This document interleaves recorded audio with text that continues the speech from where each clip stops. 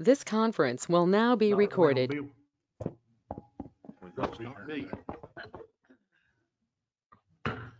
Okay, it's now 2:00 and I'll call this town council workshop to order. Mr. Mayor, Yes, go ahead. I'd like to make a motion that we suspend the rules so we can have a little more open discussion on our items today. Second. Okay, any discussion before we do that? Mr. Stamey? Yes. Holder? Yes. Keating? Yes. Rockwell? Yes. Kinkin? Yes, sir. Drake? Yes. And myself is yes. We are going to suspend the rules for an open conversation. The first thing on the workshop agenda is Chapter 8, which is miscellaneous offenses. Chief, you want to kick us off on this? Sure. Thank you, Mr. Mayor and council and citizens here today. Thank you very much. So we're going to go over Chapter 8. Hopefully each of you have received a red line copy of the original version of Chapter 8, and you should have also received a clean copy of what the ordinance would look like as written, with changes already accepted. Just want to let you know that this is the 9th version of Chapter 8 that we went through. A lot of work's been put into it, and I want to thank Captain Miller, who helped me, and Lieutenant Williams, who's not here today, but also Wes Hauk is an employee of the police department as well, who is a retired captain from Kansas, who's been helping us out in off season a little bit and very instrumental in helping me get through this. So I want to make sure they get credit for their hard work. Mr. Mayor, if it's okay with you, unless you have a certain way that you'd like me to go through this, I'll just kind of run through the red line copy of it. And unless someone has a different way they want to do it, I was going to kind of propose that I'll run through each section and tell you what we did. Some are gone, and some have been changed with recommended amendments, and then others are new, super cool ordinances that we didn't have previously. So is that okay with you, Mr. Mayor? That's fine. And whereas we have suspended the rules, I do expect everybody to talk one at a time and, not get into things. If it gets out of hand, then we'll go back. Yeah, no throwing. Okay. I think we'll No be throwing fine. lodges. Well, this pocket of rocks I have is no good. Candy might be okay if it's the right kind. Soft candy only, no dog bones. Okay, so thank you, Mr. Mayor and Council. So moving into Chapter 8 here, Section 8.1 was aiding and abetting violations. Very well covered in state law, so there was no need for us to have it in an ordinance. And as far as I know, we've probably never charged it, or if we have, it's not been in the 20 some odd years that I've been using the ordinances. So that one is just completely removed and moved to a reserve status. The sleeping in automobiles ordinance, we made a few amendments to this to make sure that people are not sleeping in automobiles around town, which just says that no person will sleep in any automobile or other motor vehicle, recreational vehicle, upon any of the streets, sidewalks, alleyways, rights of way, and town-owned parking lots or town-owned parking areas within the town. It had previously said or on the beach. That's not necessary. We don't allow any vehicles on the beach, so we just cleaned that up between the hours of 9 p.m. and sunrise. Okay, any Mr. questions Mayor. on that? Mr. Mayor, I got a question on that one. The recreational vehicle, if someone has enough property and they have a camper or a RV or a motorhome in their yard, and we're not in a HOA, how are you able to enforce this thing? Well, this particular part of this Yes. applies to streets, sidewalks, alleyways, rights of way, and town-owned parking Okay. areas. So, Okay. but there is an ordinance. We do have an ordinance that forbids sleeping in recreational vehicles within the town, even on private property.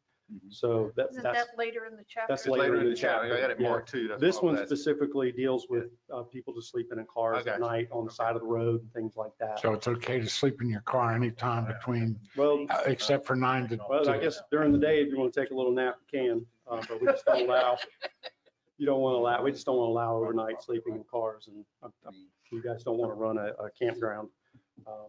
Well, no, I agree you don't want to run a campground, but I just, Kenny, you know, concerned that, you know, there's 5 or 6 that I walk by all the time. That I Right. don't think anybody staying in them. Right. They haven't hooked up.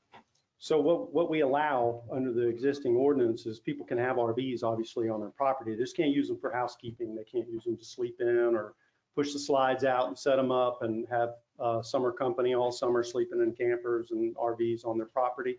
And periodically throughout the last couple of years, we've made rounds where we've gone around and kind of notified people because sometimes people move into town and they don't know that. So we will go around and try to distribute some education to let them know about that. And we've made exceptions to that because during the COVID that we made Right. the exception that if a household member was a first responder, that they could sleep in Yes, sir. the thing so that they didn't have to stay in a separate place. Yes, sir. I just had a question. It says recreation vehicles. Would golf carts be considered recreation vehicles? They would fall under the category of a motor vehicle. Okay. Yes, sir.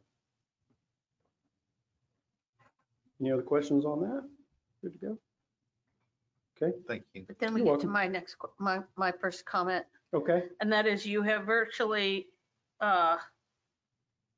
deleted all of Article 2. So basically, the sections 8.3 to 8.35 are reserved, and Article 2 then becomes offenses against the peace. I mean, again, I think Yes. that's just a formatting No, glitch. that's- no, you're right. We'll edit Article 2 to make it offenses against the peace. And then you And just we'll move renumber the rest. 8.3 to 8.35 to reserve above that. Mhm. Okay. Everybody okay with that? Good. Okay.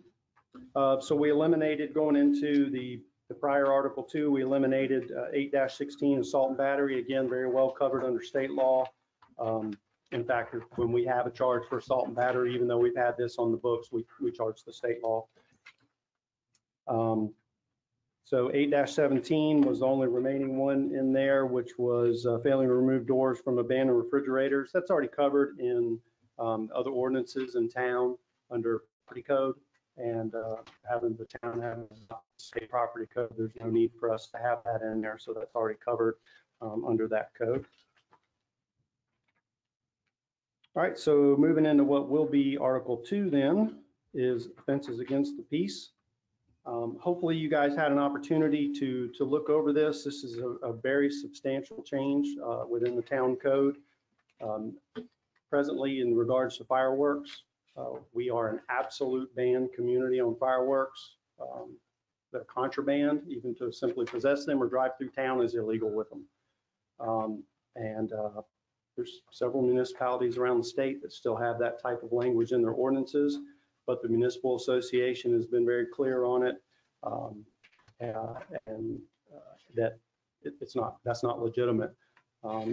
You can somewhat restrict their usage, sort of times and locations and things like that, but you cannot have an absolute ban. I mean, we can, if you want to keep an absolute ban, we absolutely can. But if challenged, we will absolutely lose. The municipal, did you guys get a chance to look at that information on the fireworks stuff from the municipal association? Okay. Any questions about that? Well, I have a question on Yes, that. sir. We're supposed to be autism friendly. How can you have fireworks and autism at the same time? That, agreed, that is a challenge. And the other part I have is noise. You have a noise ordinance. Right, So you have these shells that make a lot more than 85 decibels. yes, sir. So can you highlight the ones that they could have that would not have the noise issue?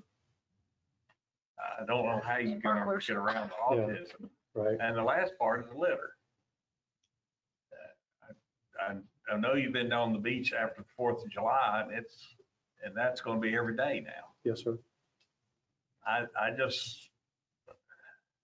rather throw the dice and Right. lose a case. I don't care if you don't charge them, just tell them they can't do it. Well, they got a state law says you can have it. Well, I Yeah, understand and that then- we can't supersede Right. state law, Right. but we have, reasons to limit fireworks. And I would say that the biggest thing is, like I say, autism, but that may not be it. But the noise is certainly something we can control. And we have the noise ordinance to enforce that, so we can also go that route with it too.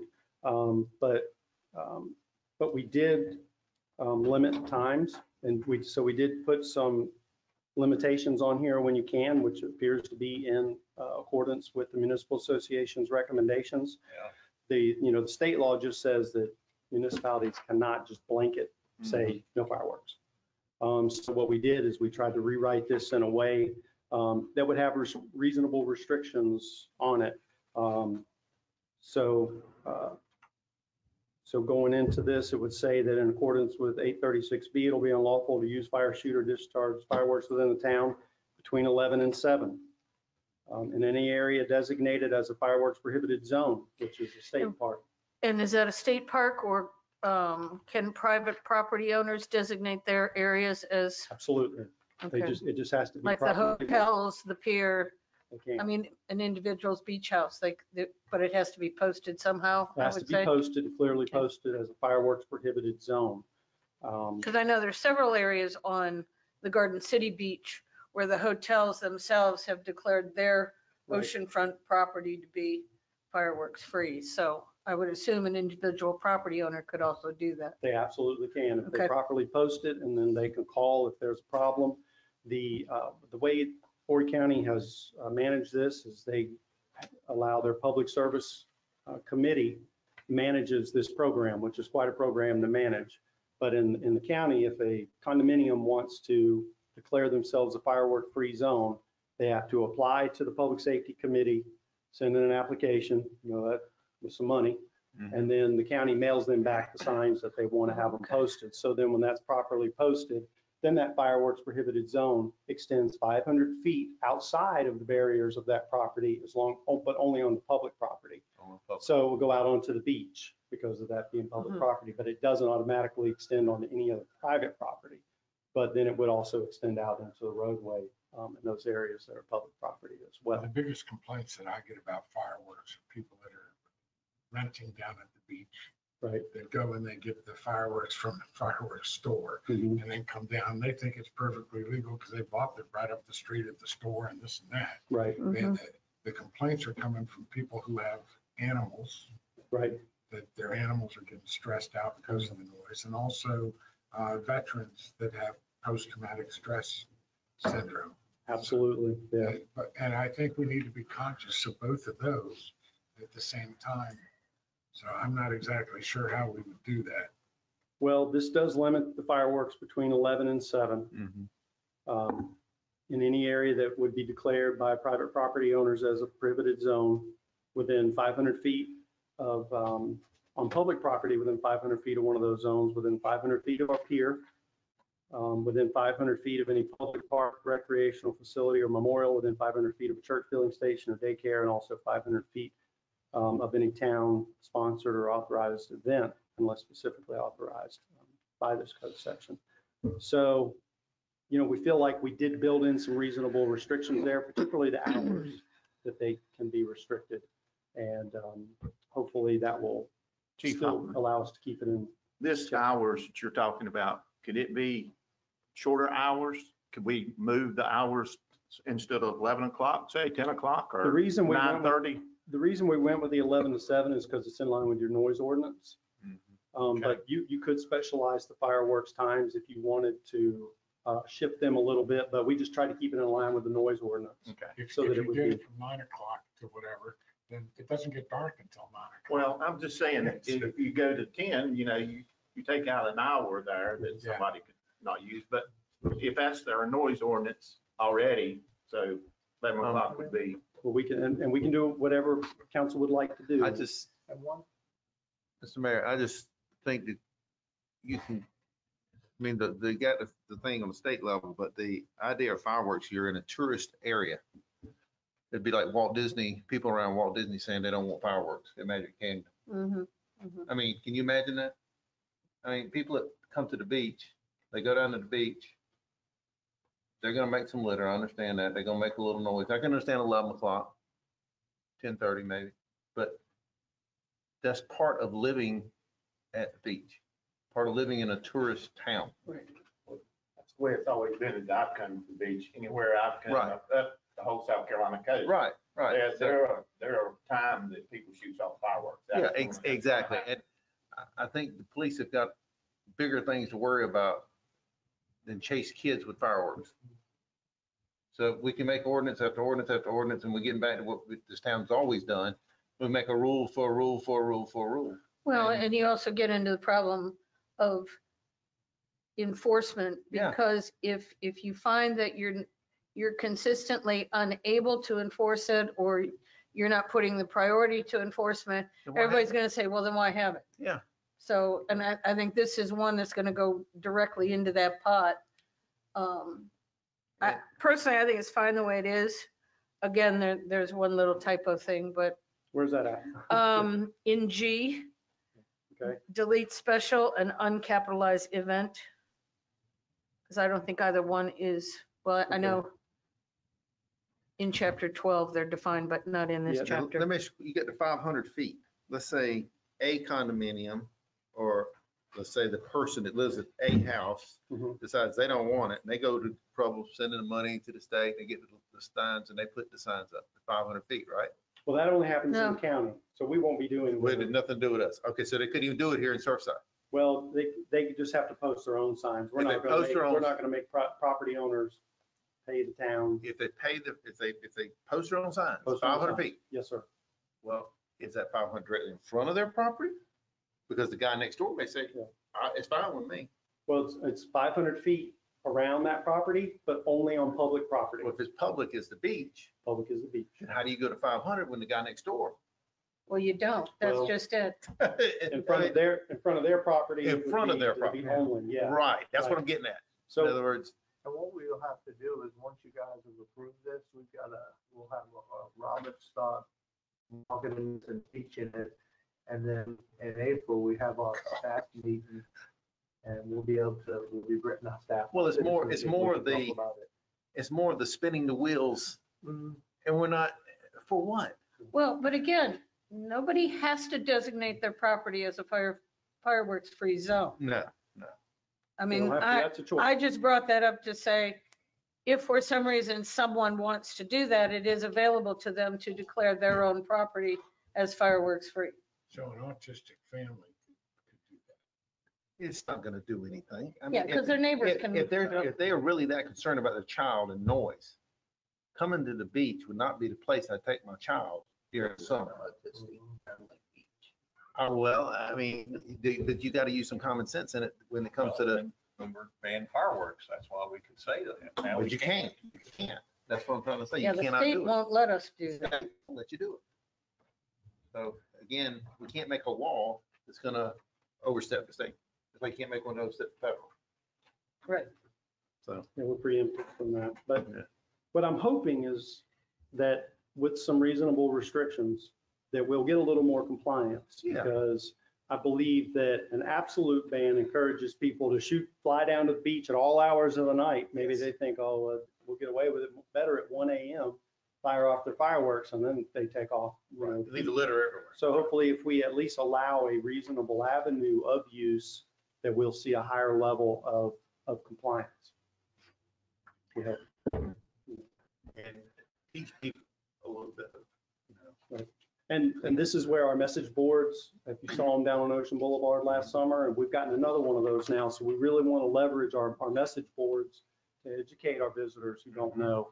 You know, we could say no fireworks after 11, and maybe people will be like, okay, well, if we're going to shoot them, let's go shoot them at a decent hour. And then they have an avenue.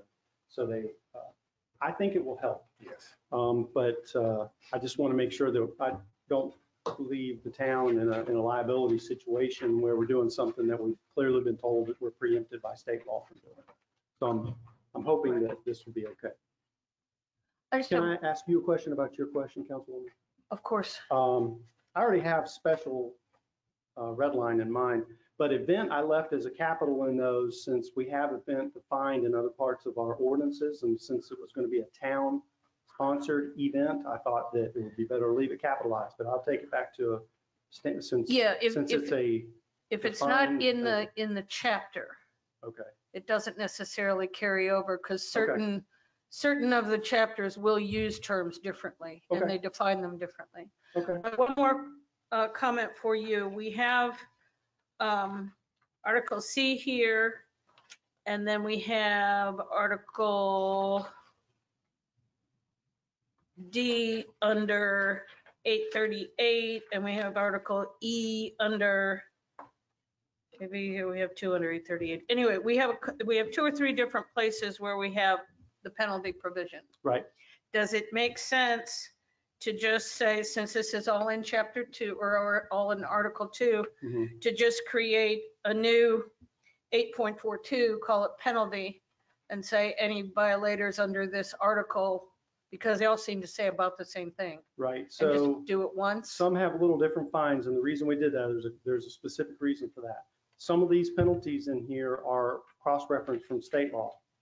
So the fine has to be the same as what the state law fine is. So anywhere where you see a specific, a penalty specifically stated, it'll be a different kind of penalty. It'll probably be 500, or it has to align with state law. Yeah, well, I noticed there were different penalties in the different articles, but it Mhm. seems within the one article, they're all the same. Okay, So I was just thinking, in that one article, just use one penalty paragraph that says, if anything's violated in this article, here's your penalty. And then when we get to, article, what will become 3 or 4, Okay. those may have different penalties, but you could still use a penalty article or section, I guess it's called, a penalty section under that article. It's just cleaner. I got it. So I'm going to call that an article-specific penalties. And we'll look at those and see if we Yeah, just create one under each article. Any violations provision of this, of Article 2 shall result. Yeah, this that Article same 2 one. seems to be the same in all 3 places. Well, Article 2, are you referring to the new Article 2 or the The old new Article 2. Okay, because fireworks is a civil penalty, so it's got to have its own separate penalty statement. So the fireworks penalty will be Oh, it's a civil. civil infraction. Yeah, so that's Okay, why I that see one's got its own kind of complicated setup, because it has to be handled completely different as a civil penalty. But we can go through and look at the different ones and see if those fines all line up within those articles, and then that's no problem. We can just create. Yeah, I think just go into one place, and I mean, this doesn't say you can't have 2 paragraphs under the section, say, any violations of section, what would this be, 836 Mhm. is, the civil penalty, and then your second paragraph is, any violations under these other 2 articles will be 1. It's just kind of cleaner with one place to go. Okay. All right, we'll take a look at that. All right. Okay, everybody good so far with fireworks? We're good? All right, 837 was instigating, aiding, and participating in a riot. That is going to be taken out and reserved. Failure to aid police, we're going to leave that the same. We did capitalize town in there. How's that work? What's that? How's that one work? Failure to aid police. So I don't have a specific time when we may need that, but it's pretty standard in most codes that if we had something going on, or I don't know, say an officer needed assistance with something and someone just simply refused to help them with it. I don't have a really good example of when we have used it, but it is pretty standard language in most codes. So I'm just curious, because Yeah. you're asking somebody to do something that they might not be able to do. Yeah. I'm just, now, if somebody voluntarily did it, that's, I don't have a feeling either way on that. I know that it's standard language in codes that from time to time, it kind of goes back to the sheriff's posse. Yeah, When the but- sheriff would deputize, yeah, whatever. deputize and, Yeah. but if an officer asked for assistance with something, could be a life-saving situation, somebody just said, I'm not gonna help you. That is, people are expected to Right. help the police. And people are the police and the police are the people Well, that they're expected to help. true, but it could be an ability that they could not do it. Yeah, but I think That that's, you physically couldn't look at tell that. And then the other issue is I have a nephew that was mugged and the policeman and guns and all that good stuff. And the policeman said, and if the policeman told him, if you testify against these guys, they're gonna come back and they're gonna burn your house down and they're gonna rape and pillage the women folks in the house. So are you putting them in danger by letting them do that? I mean, that happened to my nephew. But wouldn't that be up to the officer to whether that they didn't respond to the command or ask for command Yeah. to actually bring charges against the person if they didn't help? I mean, it might be like Drake said, it might be a situation where somebody couldn't. Right. But that would sort of be left up to the officer, whoever, the police officer, whoever would be asking for the help, wouldn't it? I would think it would be an affirmative defense Yes. to that you were physically capable of Well- completing Yes. the task that. Well, like, But for while you went- example, while you went to Jay Rubin, they didn't find that out afterwards, you know, Right. so I'm just Yeah. trying to, well, keep- but for example, a police officer says, hey, call 911 while he's chasing a guy or something. that's, You know, yeah. And you say, screw you, I'm not doing it. I My mean, phone's in. I think that's part of what this is supposed to be getting at. Yeah. I It's think that's what. Simple, There's an simple expectation. support, Yeah, not, community will not help if taking needed. over the role of the police Right, officer. absolutely. If it became Yeah. necessary, that's what it's for. Mhm. If Kenny's on the ground fighting some guy and he needs help, you know, you get two people standing and watching, say, can you give me a hand here? How does this go with the Good Samaritan laws? Yeah. That we don't have very well, I have to check on that. I don't know. because there are strange laws on the books, and I don't know if they're in South Carolina or not. I'm not a lawyer. I'm, not even a prosecutor. But Yeah. there's laws on the books that say you can be held liable if you stop to try to help somebody and, they get hurt, or, you're changing their tire and you strip a lug nut and they can sue you for that, or, Well, the whatever. Samaritan Act says that you can. That's the whole reason for the Yeah. act, is to make it so there is no liability for you Right. trying to help. Or that's the way I took it. Yeah, but a lot of the laws we don't have them on the books that absolve you of that liability. Right. That's why I'm looking at this. And then on the other hand, somebody getting arrested for something that they couldn't physically do Gotcha.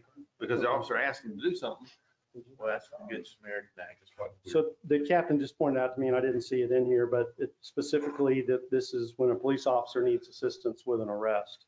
So the chief of police or any police officer to arrest violators of the law. Mhm. So not just general assistance. So, and that may be a good ordinance Be a to have strong- for the Good Samaritan law to protect the Good Samaritan who's helping, who would say, Yes. I was ordered by the police to assist. Right. you." Right. So it may very well be a good protection to have in there. Yeah. Yeah.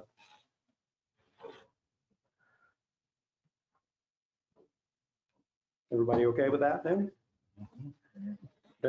Well, just one other question as we get deeper in here. As part of the codified ordinances, they print out and they show these parenthetical editorial notes that clearly don't need to be a part of this, but Yes, those will be coming out, by the way. When it Yeah. goes to Municode, they'll be gone. yeah, but we were also showing different cross references and state law references. Mhm. Have we bothered to confirm that those are still the appropriate references I will, and that those things haven't changed over the years? most of them we have, I'll have to double check on the Thayer Dade Police, but I know like the trespass and most of those we did verify, particularly with the weapons Mhm. portion, we verified all of those cross references. Well, and I'm thinking also to our other chapters, Mhm. I don't think we've done anything to chapter 11 lately, but I did go back and I looked at least at chapter 12 because I had that sitting on my desk while I was Right. reading this one. So, Right, those seem to be okay, but I just wondered if, just to do a quick verification that those are still the proper references. absolutely. And I'm glad you brought that up. And I should probably let everyone know that prior to this workshop today, all the department heads got together on this with admin and deputy admin, and we went, as a group, we went over all this to deconflict any of the other ordinances that exist. So that was part of the process that we're using now before we bring these things to workshop. So we've made sure that everything is cross-referenced and deconflicted with other ordinances. Good idea. Thank you. I can't take credit for it.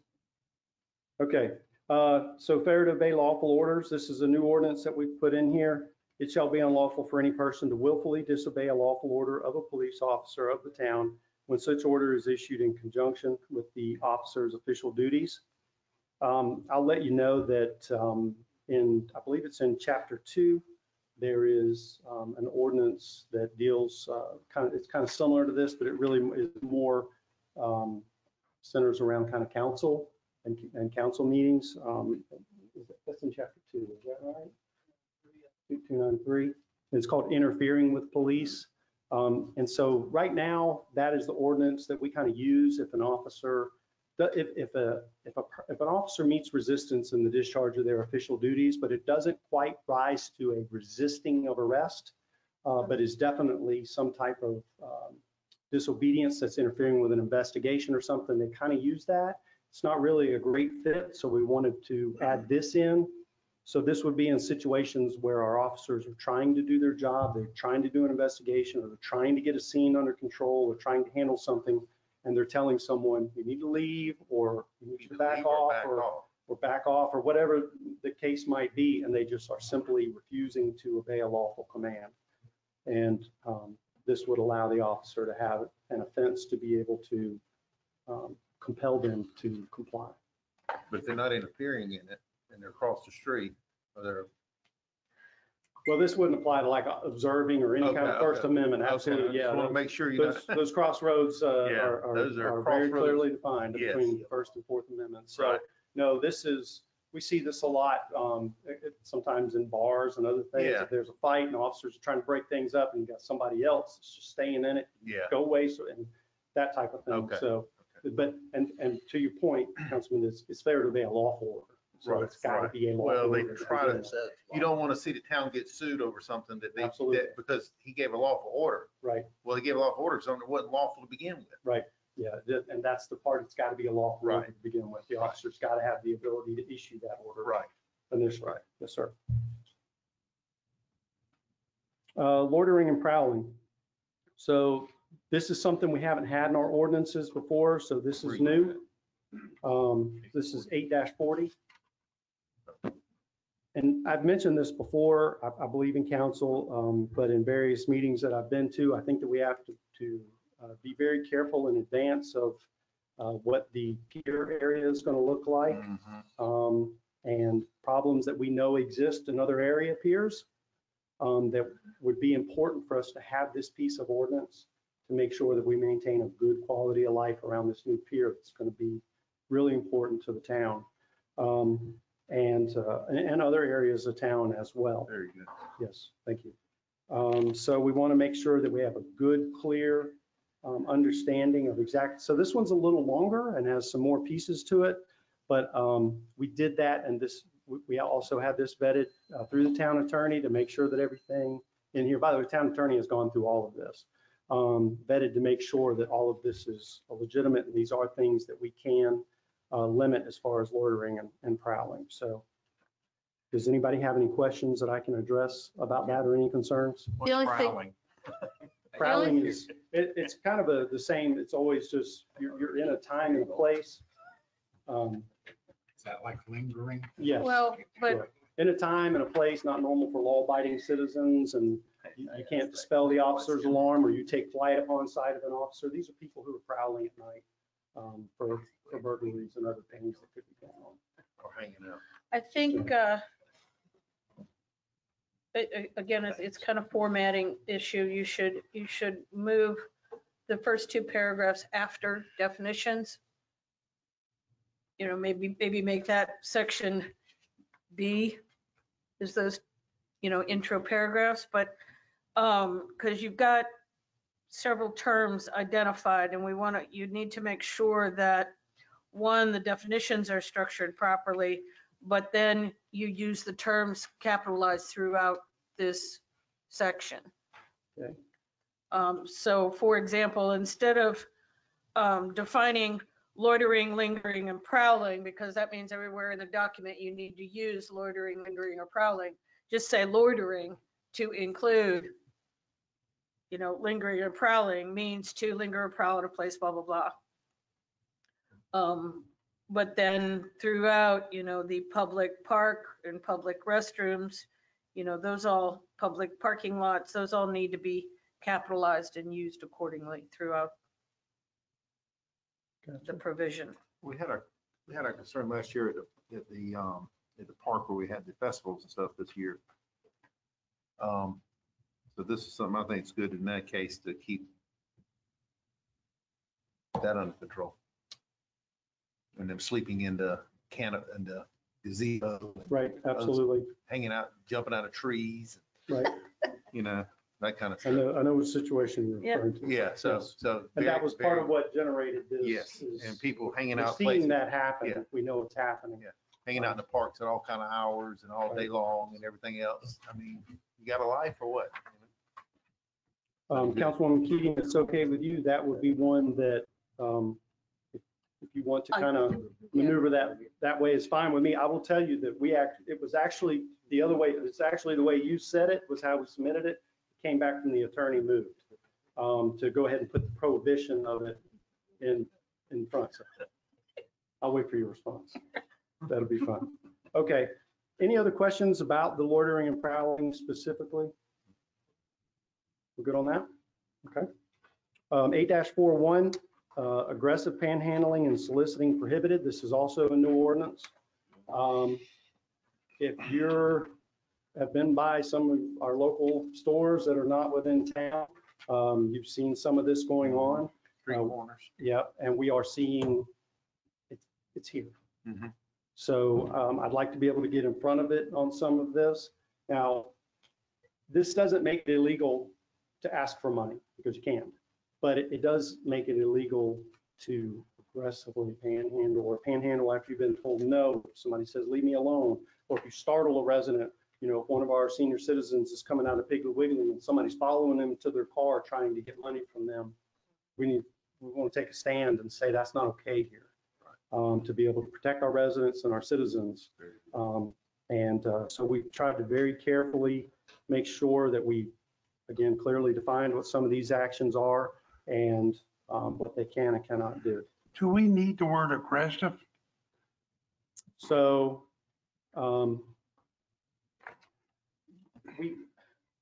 no, we don't. We can just put panhandling and soliciting, prohibited. But then that sort of, I think, so you see a guy on a corner Mhm. and he may be just like, can you hand me some or has a sign? But that's not aggressive. But if you have just no panhandle or lottery, that gives you more rights. it does. Well, I can do some checking on that.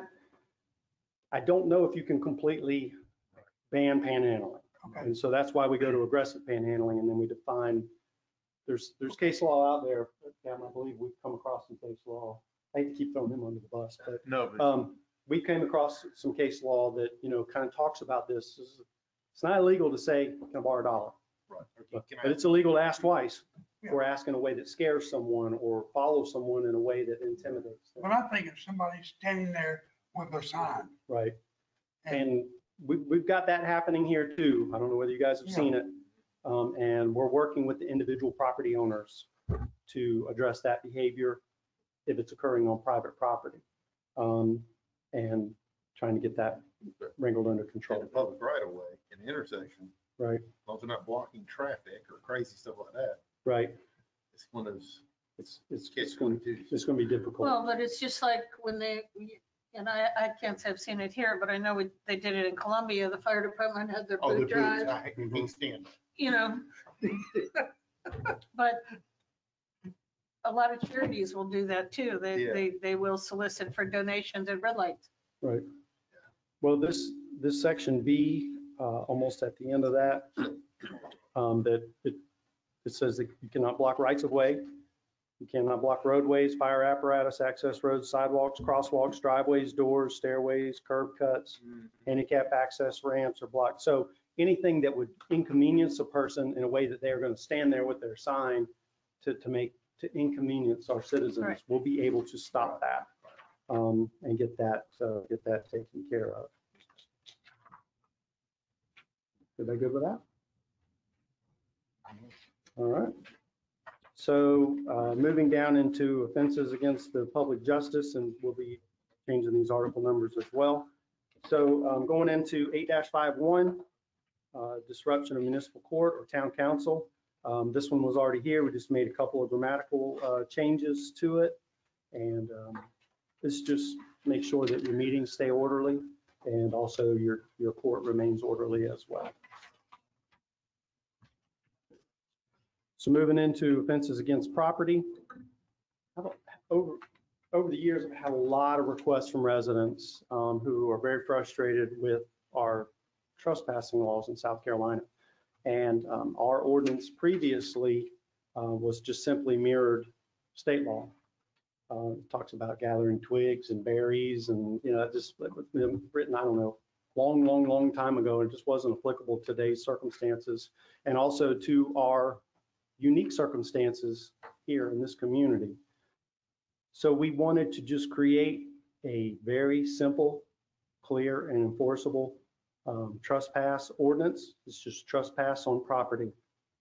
No person willfully enter upon the lands or premises of another, public or private, without the consent of the owner or person in charge after having been forbidden to do so, or after such land or premises has been posted by the owner, occupant, or any other authorized person with a conspicuous notice forbidding trespassing. Previously some of the stuff was like, you got to have 4 signs posted on 4 corners of your property for it to be a valid trespassing charge.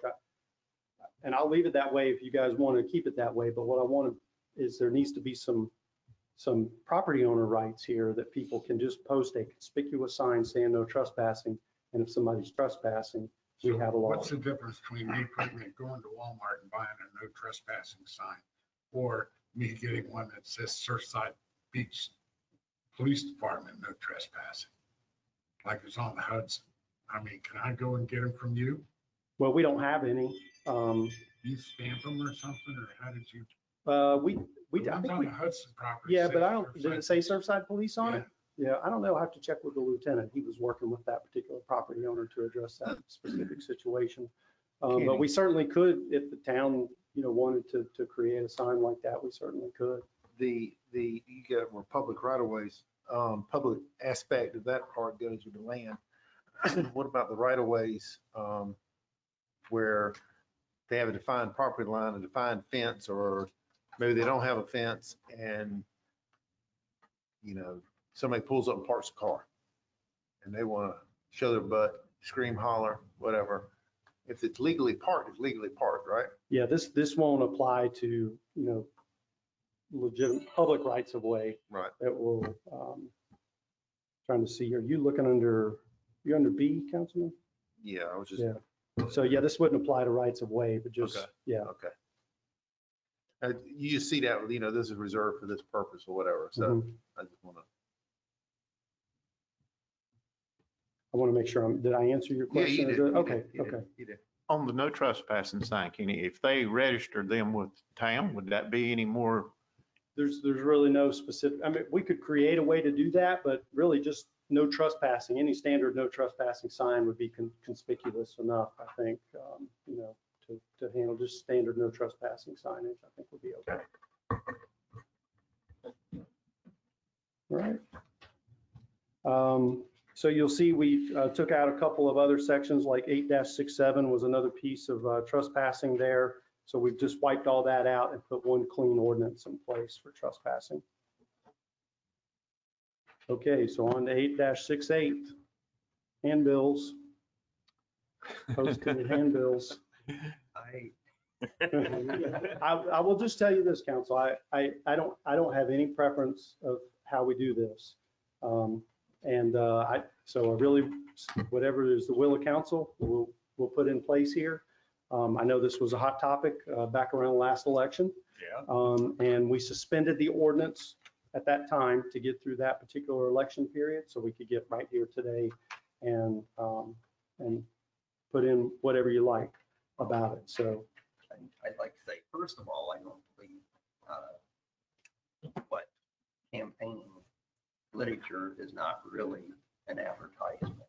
But with that being said, it was enforced that it was advertisement. So I would like to add under B, after the sentence that ends in owner or leasee of the property, this item will not apply to political candidates and or their agents.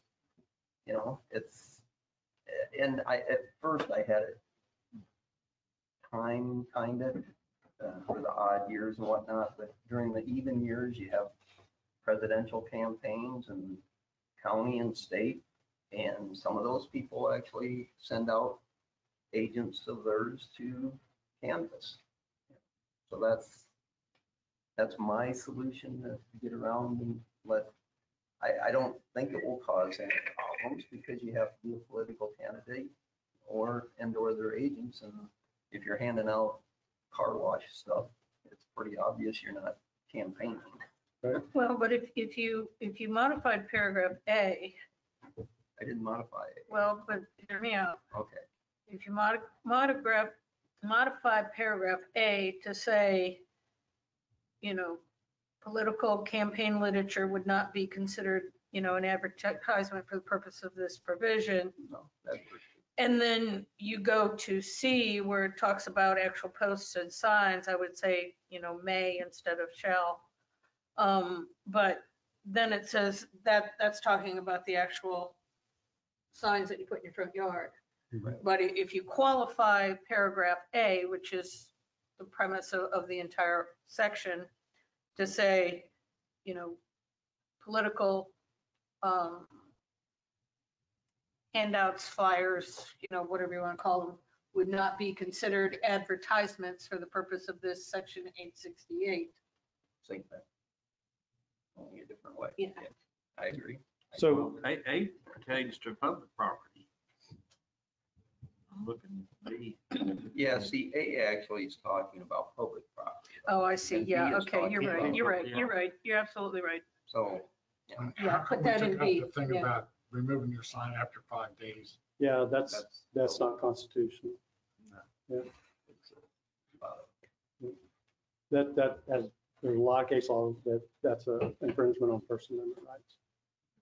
So that's why we knew that one had to go. So that's why all the Trump signs are still Yeah. there. Okay. Yeah, it's that First La, la, Amendment. la, la, la. It's that First Amendment thing, you know? What, if I could just Good. make a suggestion, I can clean up the wording on this. Do we want to go with a D, something along the lines of this, you know, nothing in this section shall be intended to prohibit a political candidate from engaging in, you know, campaigning or canvassing or something along those lines to just clarify that this does not apply to political candidates and campaigns? Yeah, Would that be something that would be acceptable to council? That'd be good. I'll work on a subsection D on that and get something worded up. and Does put in there.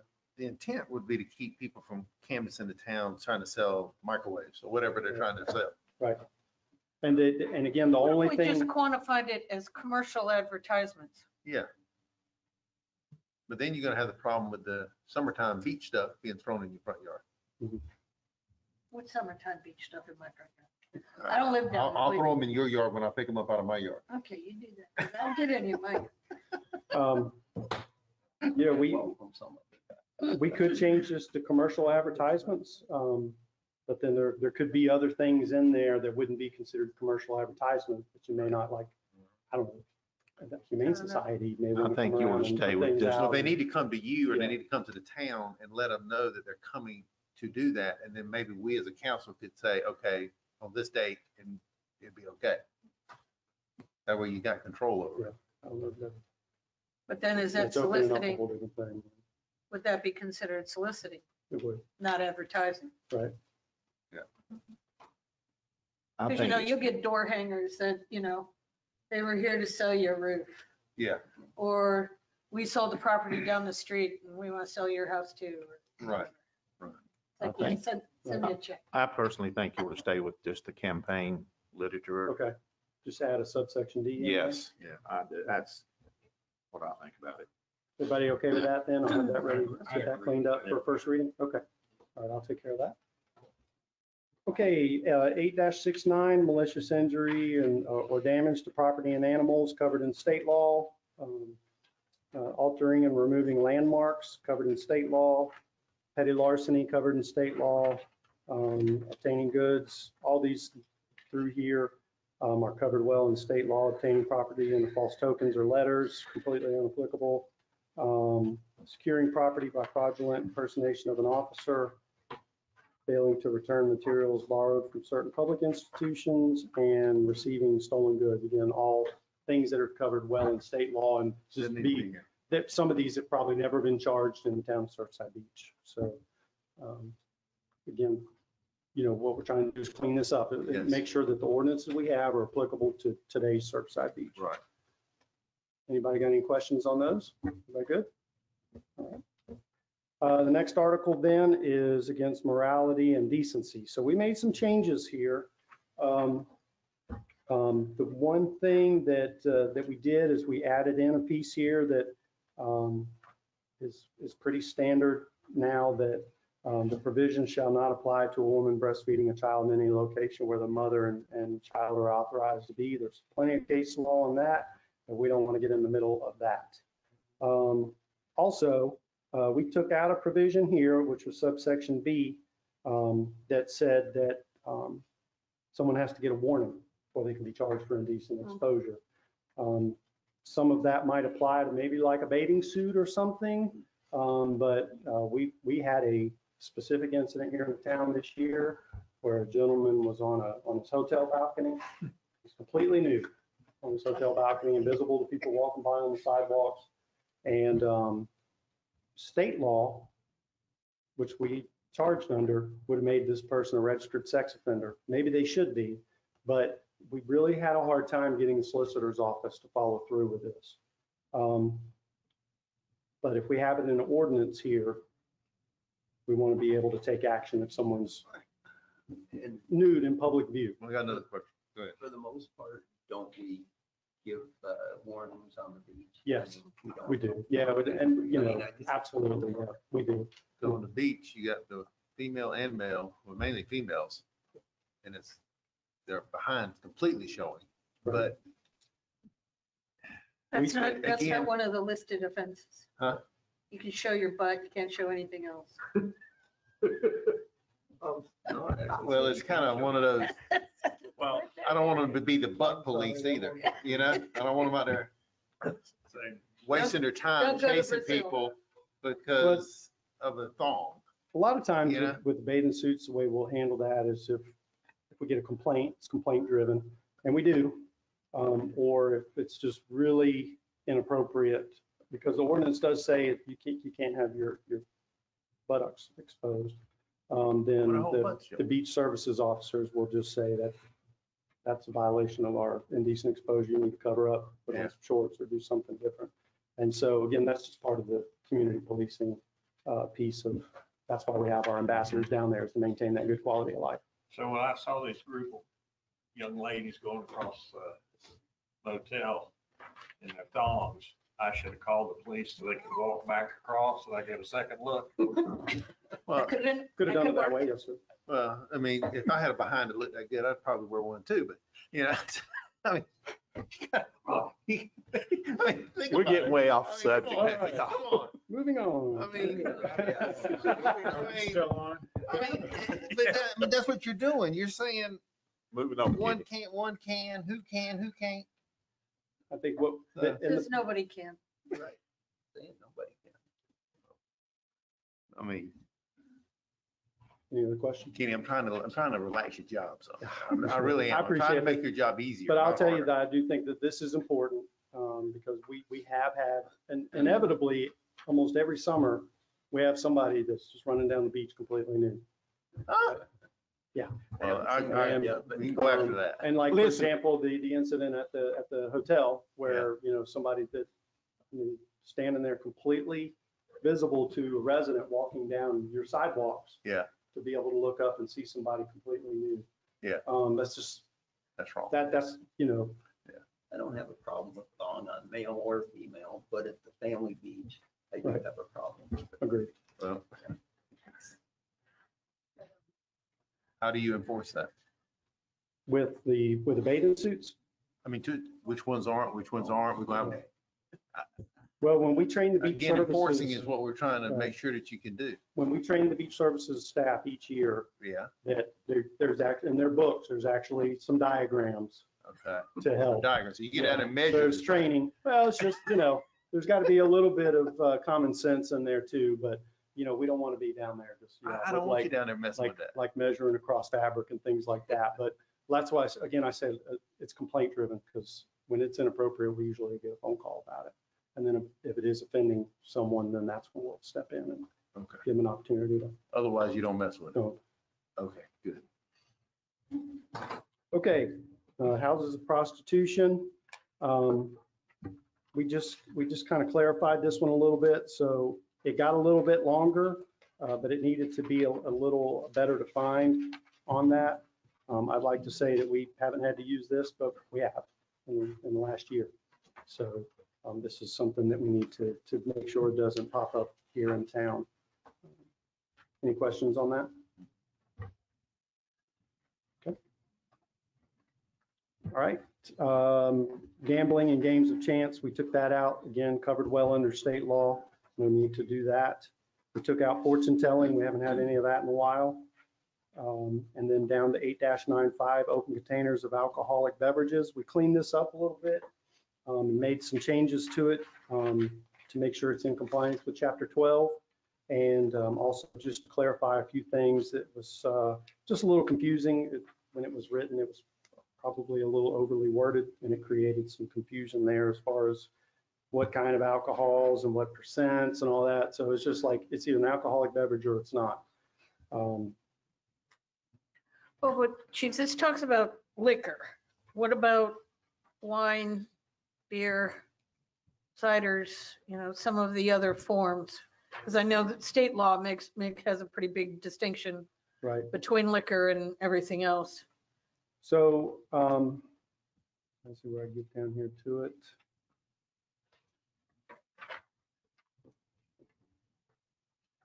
So what we did was just to clearly just say an alcoholic beverage, any alcoholic beverage. So that would cover your wines, your ciders, and other things like that. Well, why don't we change that first definition? We do it in the definition. It says malt. Yeah, Okay. but fermented, just to, brewed. Any spiritus. well, but just to Malt. call it alcoholic beverages instead of alcoholic liquors, Okay, just I got you. so as to not confuse. Right. And then that includes everything. Okay, so it'll read alcoholic beverages shall mean. Yes, carry and on with the then, definition. and then make Okay. sure it's changed everywhere else. Got it. And then double check.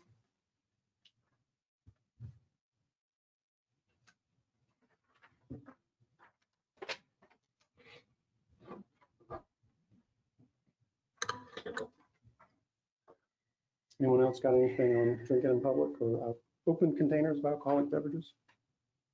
If you pour a beer in a cups, it's still a beer. Still beer? Yep. Mhm. Unless the town pump. Yeah, unless the town allows for it. Well, now the state law says something about the percent of alcohol, or whether it's considered an alcoholic beverage or not. Because wasn't that how, the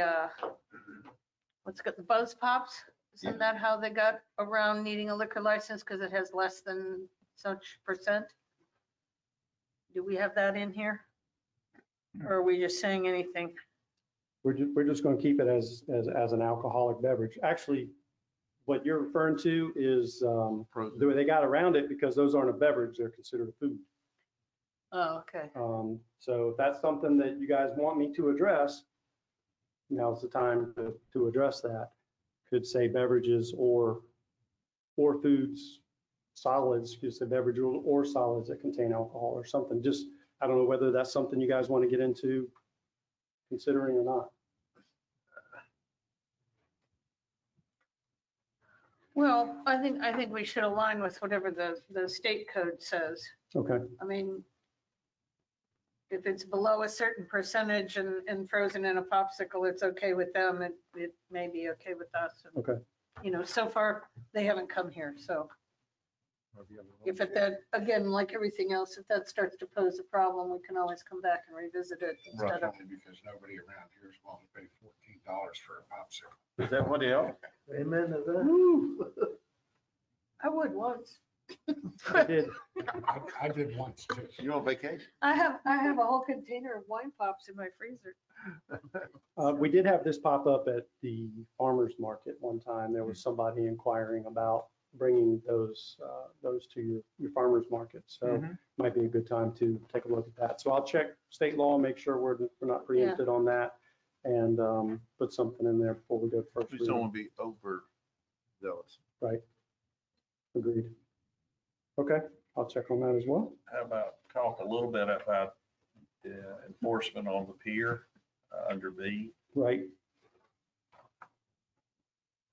So, some time ago, town council decided that it would be okay for people to have beer on the pier. There's still some t-shirts floating around, some beer on the pier. So we wanted to leave that in there, in the event that you guys, if you change your mind and you don't want alcohol, the pier is a public place. That's under the town's control, obviously. So it'll really be up to you to decide whether you're okay with somebody going to Surf Diner and wanting to walk out on the pier after dinner and take their beer with them.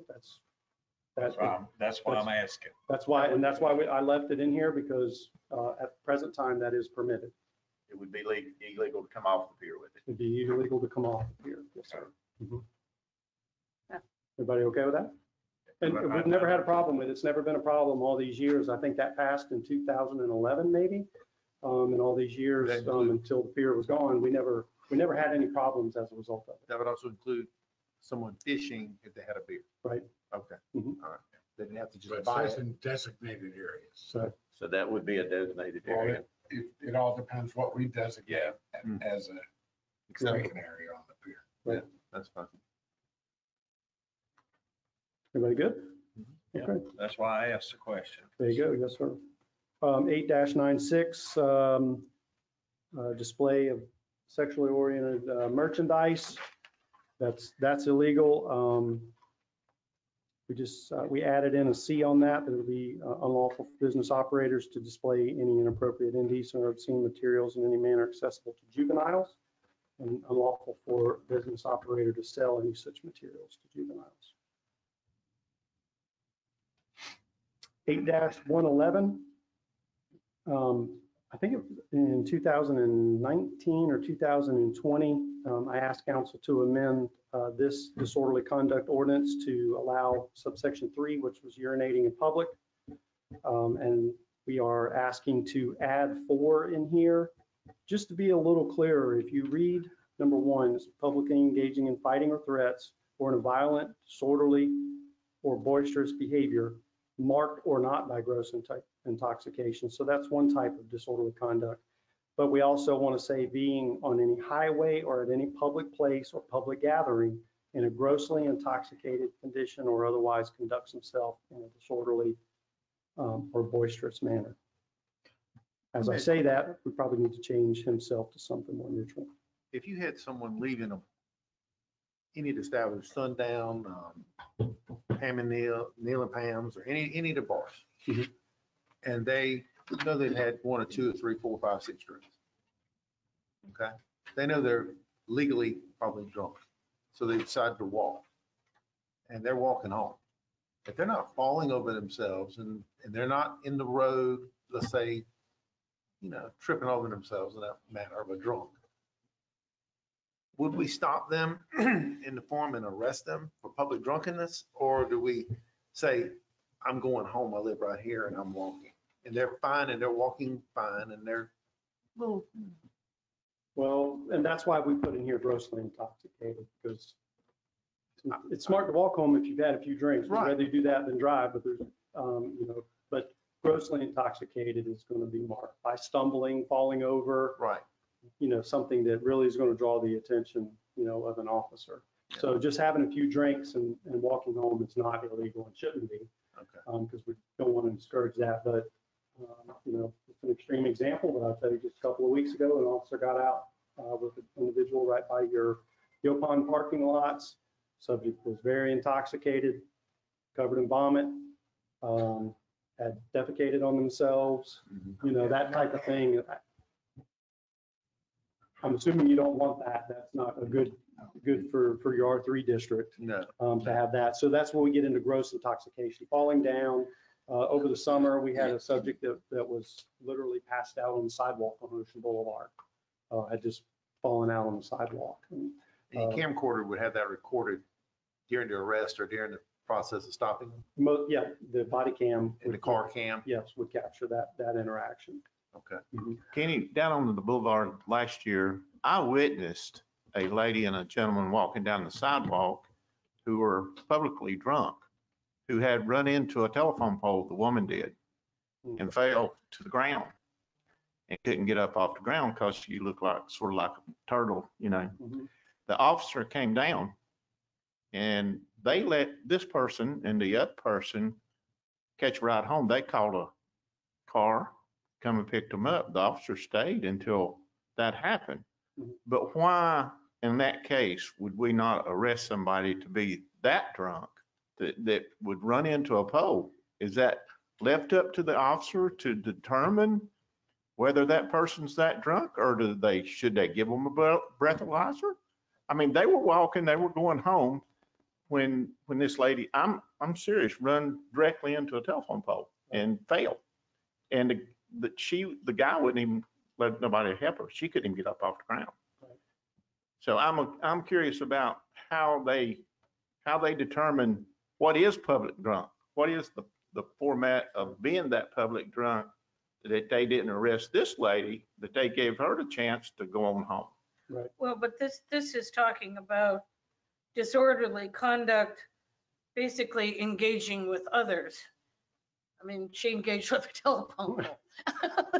She didn't engage She with couldn't others. engage So with nobody I else. think, you know, now if she'd have been, you know, going up to people that may be walking the other way and, you know, falling all over them and, you know, whatever, that might be a different story. But being that they were walking and not hurting anything but themselves, I think getting them a ride home was probably the right thing to do, not arresting them. I mean, So, you know, the way that this would read with number 4, and I'll answer your question, Councilman Singh, is that it would say that it shall be unlawful to conduct oneself in a disorderly manner within the town with the purpose of causing public inconvenience, annoyance, alarm, or recklessly creating risk thereof by being on any highway or in any public place or public gathering in a grossly intoxicated condition or otherwise.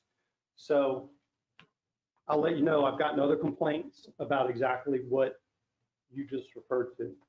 So I know it is happening, and we've seen an increase in it in the last 2 years. I'm sure you have. So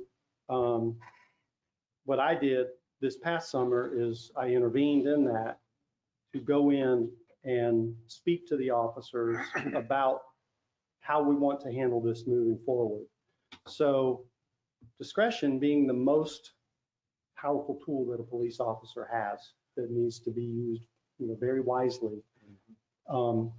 We don't want to say to officers, if you come upon someone who is intoxicated, you will arrest them. That's a dangerous thing to get into. So there are times where, and what I wanted to communicate to your police officers was there will be times when it's appropriate if somebody's just had a few to get them a ride or, you know, call a cab or something like that. But the way I presented it to the officers is when somebody's passed out on the sidewalk or crashes into a telephone pole and then falls into the road or something like that, our reputation as a family beach at that time is damaged because other people are watching. And then they think, oh, well, this is the kind of beach that we have here. So what I suggested to the officers was, imagine that the reputation of the family beach has been damaged, and then exercise your discretion to make the community whole again by whatever means you think is the best thing to do. Because sometimes a ride may be appropriate, and other times a ride may be appropriate with a citation if they're turned over to someone who is safe and you know for a fact that they are going to get home safe. However, there still needs to be a consequence for damaging the reputation of our community. And then at other times, an arrest is most appropriate as well. So we have spent time this summer coaching the officers and talking about how to handle those situations on a case-by-case basis in a way that doesn't make us look like if you come to the beach and have a few beers and try to walk back to your beach house, the police are going to lock you up. Right. That you don't want that either. No. So we just have been trying to talk about discretion and appropriate use of that discretion, particularly in this. And that exact thing that you asked me about is exactly what generated the to happen. Well, I know, I was there when that happened. Mhm. I know that they wasn't being ugly to nobody, and Right. not ugly to the police officer. I just wondered how he went about judging whether that is public drunkenness or just a way to get them on home. So one of the factors that has to come into that an officer needs to work in is call volume and other calls and what's going on, how busy are we? Are they the only officer available at that moment for various reasons? You know, they may say, Yeah. you know, who you staying with? Well, my parents or, you know, or my wife, his husband, or somebody is just a couple of blocks away. Let's get them down here. And then in that case, then it keeps the officer available. So just, there's a lot of variables that go into the officer using that discretion. And we've got young officers, so it was important. I recognized it was important at that time to go in and start working on that individually. Andy, Yes, sir. do you ever meet with the local bars and on general to ask them what, I mean, usually if you're in a bar, a good bar, and somebody's, you can tell somebody's had 2 shots or 3 or 4 beers, or they get another shot, they get intoxicated. They have a legal right at that point to say, no, I'm not gonna serve you more. Here's a glass of water. You need to drink a little water. Actually, they can get in, the bar owners, and we do talk to them, but we Yes. don't have a tool for that. That's SLED. Well, enough, but as local law enforcement, maybe, Over service is what we're talking about. yeah, go in and say, we're seeing a lot of people falling outside your establishment. Yes. You're putting yourself into a lawsuit, Mhm. and we don't want to have to be patrolling this area as much. We need your help in this. I have. Okay. On 2 bars in particular. Right. I've personally gone down and met with the owners when we started seeing problems pop up, because it's not just over service, but it's also, that's when the bar fights start. Right. That's when a DUI becomes a problem with over service. So Right. what we've done, and it's probably a significant, if you were to talk to the bar owners, and I encourage you to do so, if you said, have you seen the police a lot more lately? They would probably say, yeah, it's kind of weird. In the last 6 months or so, it seems like every couple of nights they do a walkthrough. Right. So the officers are popping in, just doing walkthroughs and building those relationships with the bartenders and, you know, letting them know that we're there. and talk To make them. sure they know that they have an obligation not to overserve. Yes, sir. That's the key, not overserve. Right, absolutely. Yep, I agree. Okay. Yep, I just had a conversation with SLED last week on that very issue to make sure that we're doing everything we can do Right. as well. Because you want people to have a good time. Right. But really the flow control is your bartenders. They need to know when it's time to stop serving. Right. Agreed. Okay. Okay, disorderly conduct. All right, false alarms. So we retooled false alarms just a little bit, and I'll tell you what we did, and we'll definitely be looking for some feedback on this. Presently, with false alarms, whether it be a burglar alarm or a fire alarm, the officers respond. They make a determination whether an actual crime has occurred, or if it's a legitimate alarm, or if it's a false alarm. If the officers determine that it's a false fire or burglar alarm, they will call that code in as a false alarm. Right now, your businesses and residences get first and second false call. There's no charge. And third false call is a $25 each penalty. Fourth false call is $65, I think. And then fifth and each subsequent call is $100 each. It's a pretty complicated program to get in place, particularly for your folks over at Town Hall and the finance department, trying to keep track of how many false alarms has this place had. So I did a little research and looked at some other ordinances around the area. And what, Repeat the fines. let's see, right now, Third it's offense first and is- second are free. Third is $25. Uh-huh. Fourth is $65. And then fifth and each additional within the calendar year is $100 each. That's what's in there right now. And what's the worst case scenario that you Well, have but that's at this- changing. At this present time? Do you have any businesses in town that have more than 4 or 5? Yes, sir. And they run up kind of significant fees. So, and it's probably, How do they feel about it? I think most of them understand, that takes 2 police officers off of their routine patrol or other things to have to go to their business. So, false alarms can happen. 1 or 2 a year seems reasonable that we would allow that to happen. Or if it's if there's a thunderstorm, Right. we don't charge them for those, like if there's a storm or something going on. Or if it's a newly installed alarm, they get a grace period while they get that up and running. So there's lots of safety net built into here. But these are for your offenders who know they have a faulty alarm system. They know it goes off all the time. Most of the time, they won't respond when we call the night reference and say your alarm's going off. They'll say, okay. And, that can be very disturbing to your citizens at night when those alarms go off all night long. So So, you want to do $200 fine overall? so what we would do For is third and over. third and subsequent within a Third and calendar year would generate, I might need to put my glasses on this one. Purple's getting the best of Would me. be 200, right? 200, yes, sir. 200, okay. I have a question about the 60-day grace period.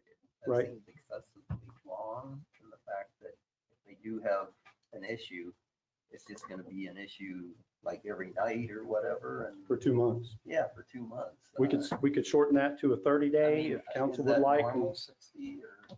That I don't know. It just seems like it could be taken care of a lot faster. It just depends on who put the alarm in, but it just seems like if it's an issue that's really causing problems, it could be, because you have to go out and see if it's a false alarm or not. We do every time, yes, sir. I know that when I worked in High Point, we put in an alarm system and it was very intermittent. And we finally figured out what it was. At a certain hour, a train would go by, Mhm. but it would only be about every 2 weeks. But eventually we got it set where that train would set it off because I was the one having to go at 3 in the morning. Waking you up in the when it middle of the came night, by. right? So I was very. Sounds like a motion annoyed. sensor was a little too sensitive on that. Initially, you could get a windy night would set it off, but the train was the one we couldn't solve. Well, but again, I don't think this assumes that they do nothing to correct issues that are identified within the 60 days. I Right. think it just gives them 60 days to make sure everything is working properly. And if it goes off on day 61, then they get When we charged start for it. counting, right. Yeah, this doesn't mean that they have 60 days to do nothing, but let the alarm go off every night. Do you think 60 days is too much? To me, if it's alarm company coming out, putting your alarm system in, they ought to get it worked out within a month's time. Personally, Yeah. I don't have a basis. yeah, let the alarm companies take care of the fines if they can't get it Is it an straightened issue? out. Let's ask you that. It's not an issue that I know of, but to be honest with you, what we do is each month, the police department produces a false alarm report and we forward it up to town hall. And it's got to be, and I really wanted to try to help the finance department with this because it's got to be a very complicated method of this business this many times. Somebody's probably having to go through and verify all that. And this would just make it a little easier to be able to track these. But I'm not aware of it being a problem with the 60 days. But if you guys wanted to make it 30, that seems like a reasonable amount of time too, or I'd whatever. go with 60. I think when you're dealing with electronics, you have no idea Right. when it may trigger or, it can be good for 30 days and on day 34, all of a sudden it has a hiccup. Okay. So If you I look at it don't that way, see a it could be problem with that. good for 60 days or 30 days, 60 days, and it could be 61 days. It's going to be going all sudden. Well, it could be too, but That, it's just according to how many days you want to give them to is work there, on it. is there ever a situation that we would consider not issuing the service fee for a false alarm? Uh, Because this says you will, Right. a service charge shall be assessed. Do you want to change I that to have- may be assessed so that you have some latitude? We can, either way. I mean, what I've done in the past on a case-by-case basis, because this is a criminal misdemeanor, to not take care of this. What I've done in the past is when a business owners come to see me and they have a good explanation, it's just one of those rare circumstances, then I have prepared a memo to the administrator and gone up to the administrator, not with Mr. Shanahan, but I have gone up and said, got an unusual circumstance here, can we waive this to take care of our business owners? So we can change it to may, but I think from a finance point of view, It's gonna be hard for them to. it'd be hard for them to know Justify. when. So, but you would just correct it on the back end? I then? have, Okay. yeah, I've done okay. that for several businesses when there was a legitimate The only thing other that's thing, outside of this. the only Yeah, other thing I other have businesses. here is your capitalization again. Okay, on what? Everywhere that says false call needs to be false alarm. All the falses need to be capital Fs. False alarm needs to be capital F, capital A, that kind of thing. Got it. Okay. All right. Everybody good with false alarms? Good? Good. All right, camping on public property prohibited. So this is a new one that I added in because we are seeing this happen. But shouldn't you delete on public property since it says or private property in the provision? Yeah. Shouldn't it just say camping is prohibited as your title? Not that titles are enforceable, but just to be clear. Gotcha. So we Camping on the, just camping prohibited. Yeah. Mhm. New title.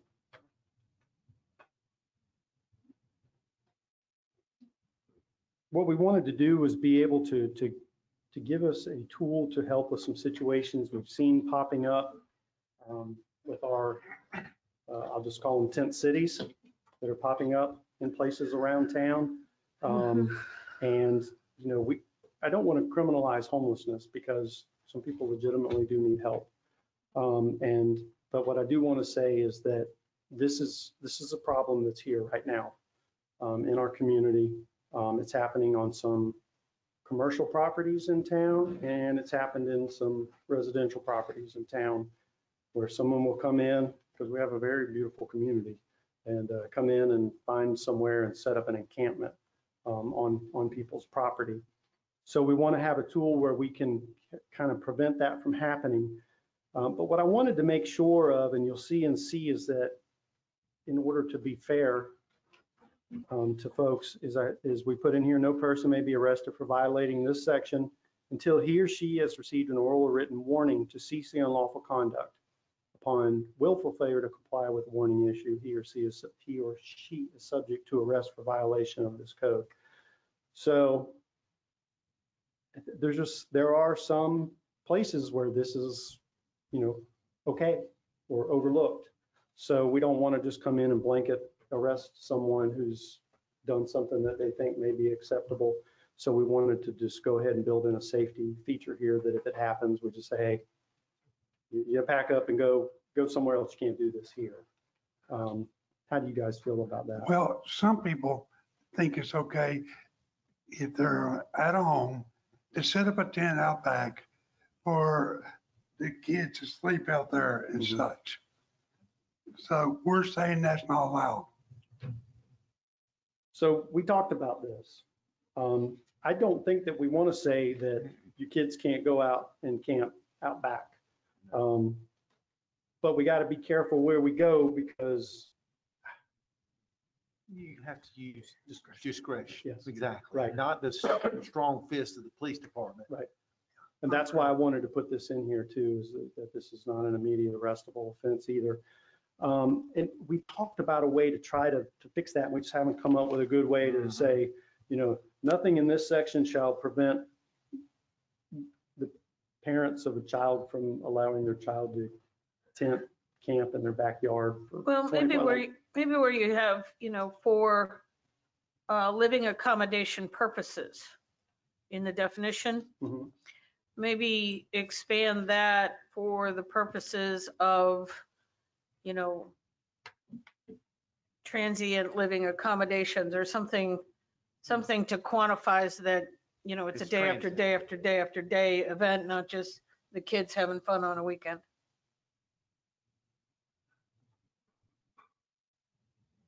Let me see if I can come up with some wording on that. I something don't want to say along- longer term or, you Yeah, know, because every 1 or every 2 little thing- weeks, no more than 2 weeks, or no more than 1 week, or during a week or something. well, I think the trigger is it's actual living accommodations. Well, you say a living accommodation, but you don't want transit, you don't want, the homeless aspect of it. I mean, Yeah. you can't beat them up, but clean breath. Let me work on that. See if I can come up with something either in that definition or, I'll work on that one. Okay. I'm looking at C here, and it says in the blue, it says, any person convicted under this section is be deemed guilty of a misdemeanor and should be fined not more than $100. And in parentheses, it Says says $500. $500. Good Which catch, is Mr. Mayor. Which is, that's one of my comments. So since this is not a ordinance that's covered, this is not a law that exists in state law. It would default to the 500 under our 1-16 on this. So I'll fix that. Should be a $500 fine. Yes, sir. Unless council says they want it to be a $100 fine. Really, this is a It would Surfside matter Beach. if it was a $10 fine. If they're sleeping in, Yeah, if they're camping in a woods, tent, it Well, probably they got doesn't. $10. They got $10, yeah. So you're just putting them in jail. Wasting your time and wasting. Okay. All right. Offenses involving weapons. So we knew this one needed to be cleaned up. So we just kind of went through and especially working with chapter 12 on this, we went through and just kind of created a clean ordinance that will be very easy to understand because the old one had all these things and members of organizations and people engaged in business and manufacturing. It's just very, very confusing on all that. So we just cleaned it up here to say, except as otherwise authorized in this section, it shall be unlawful for any person to carry about the person in town, whether concealed or not, any firearm, dirk, metal knuckles, razor, or other weapon usually used for the infliction of personal injury. But then, because of the open carry laws and make sure we remain mindful of the constitutional rights there, persons authorized to carry weapons pursuant to 233110 may exercise such privileges only after acquiring a permit from the South Carolina State Law Enforcement Division. So, we do want to say you can't be armed around town unless SLED says you can be armed around town. Well, but would it make sense to take A out of there?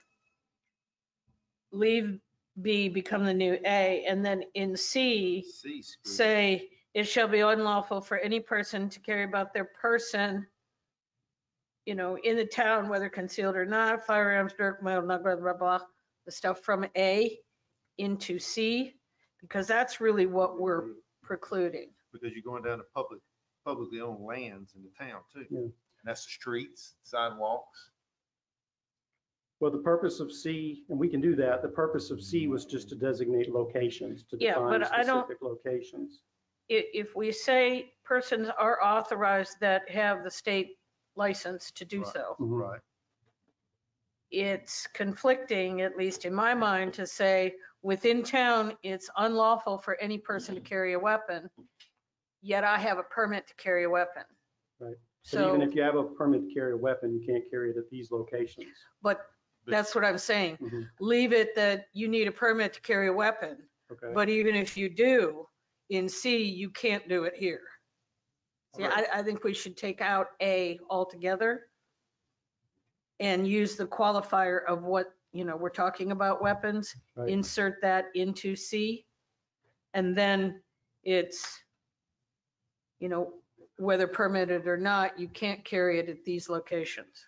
And the other one is right below 5, you got land owned and maintained by the town. Well, Well, that's supposed to be 6. That's just, 6 was, it's still, that doesn't make sense there because it would say that you can't walk down the street in a concealed weapon on the sidewalk. Or you right, couldn't cross the road because the road's owned by Surfside. The True. sidewalk's owned by Surfside. The right of ways are owned by Surfside.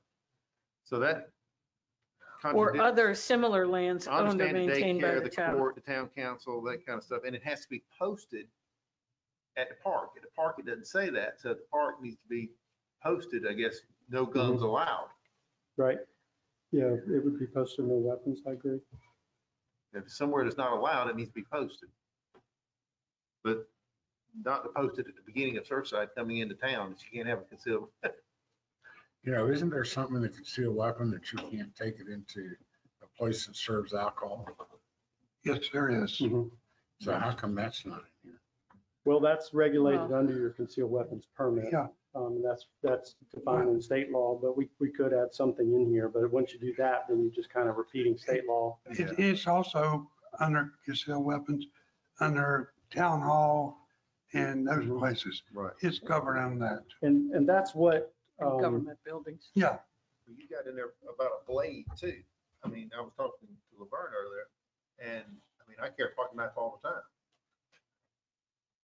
How did that roll into that? I just want to make sure that we don't have somebody, that one of your officers stops somebody, Mhm. something silly, and they got a pocket knife.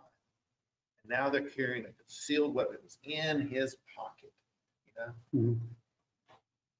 and it's a locking blade. You know, how do you, okay, to carry a pocket knife? Well, I don't want to arrest this guy. yeah, we need you to step outside. Council. Everybody going, Yeah, I mean, that just, we can put something in there if you want to, well, I don't want to put something in there specify. because it don't need to be. What I'm trying to say. Well, but I don't think a pocket knife's considered It's a blade. I mean, it just, a It could do razor or bodily injury. other weapon. it could be a I weapon. guess that's an other weapon. Well, a dirk is a blade too. Yeah, but I don't think a Yeah. pocket knife I'll take you out with my is a pen too. dirk. No, this is a knife. Again, it's one of those discretionary items that, where do we draw the line of saying, well, a blade of less than 2 inches or a blade of less than 3 inches, you start getting into all of those Yeah. problems. But the intent is if somebody is in possession of a weapon that they intend to use to inflict personal injury, That's different. That's know, different. Their which is intent is, different than, yeah, you exactly. know, carrying. Just because they have it on them don't mean they're gonna, Right.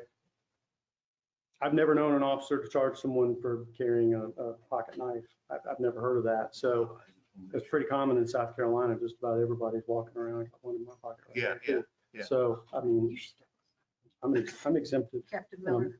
you're, I mean, Um, how many people do you think know that, you know, if I have a concealed weapon permit and I usually carry a concealed weapon, that if I go to a town parade or attend the parade, that mhm. I'd They would be in okay in violation that of case. I mean, I wouldn't normally know that. they'd be okay in that case. They're on the public sidewalk, they're on the public street. It says you can't go to parade. Yeah. Well, that's where we need to clarify. We need to straighten it out because they're there. They have a legal right to have it. So this is just a council decision I mean, the that Second you have to make Amendment. if you, but the law, that this new open carry law says that municipalities can make That's an open individual carry. decision Is that open carry? about whether they want weapons open carry Open carry, not at concealed. parades. Oh.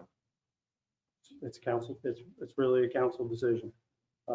If you're okay with people carrying concealed weapons to your parades, Well, but I think in the events ordinance, we talk about that the event has to have posted whether or not it's allowing that is in the law as well also. weaponized instruments or whatever, Right. whatever they defined them as. It just says no concealable weapons, and that covers concealed or open carry weapons. Right. No concealable weapons allowed. So if it's posted no weapons, then we don't even need this here because it's in the events. Mhm. Well, we should have it posted in our parks and our town hall and places that we don't want to have a weapon. With town hall, you don't have to, because it's. It's in, it's in your, It should be posted. it's in your thing. It still needs to be posted. It should still be posted. Right. But how do you do that in a parade? Put it on the float. I mean, if you're in the parade, maybe. Now, if they're gonna shoot at me, I won't be able to shoot back. Well, that's true. That's true. That's true, Cindy. I ain't thought about that one. But So, How do you think you ought to look at it, Chief? well, to your first question, Councilman Drake, is, somebody walking down the sidewalk and does lands owned or maintained by the town. Right. With that, I don't think that is the intent of this. So I made a note here to check to see, but those are rights of way. But they're still owned. But what by we're the- talking about, lands owned or maintained by the town, is this, or town hall, Well, or, yeah, I think Huckabee. it's talking about Because Huckabee. Public buildings. yeah, public buildings and public I property. understand and that. public I'm property. just looking at the fact that what's written and what's. Yeah. In mine, it's two different things. Mhm. So you don't want to get into. Somebody So- arresting somebody for something that they should never been arrested for because they had a concealed weapon and they were at a parade walking down the street, wasn't even at the parade, they just walking down the street. They didn't do anything, didn't hurt nobody, Mhm. and they got arrested. Are we putting the town in a suit that we don't need to get involved in? Well, not if your ordinance prohibits that activity. Well, I think if we just change 6 to town-owned parks and recreational facilities and leave it at that. Town. and remove land owned Yeah. because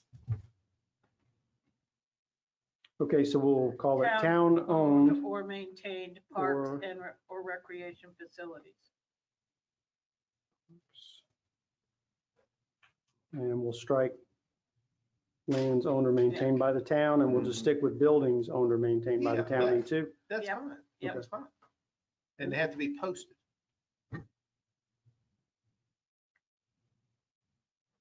Okay, everybody okay with that? Mhm. So, but just jumping back, because we jumped around here a little bit with A and B, A and C. A, B, and well, I guess all three of them. Councilman C. Keating made a reference about moving that wording down from Yeah. A to C Yeah. and striking A. Correct.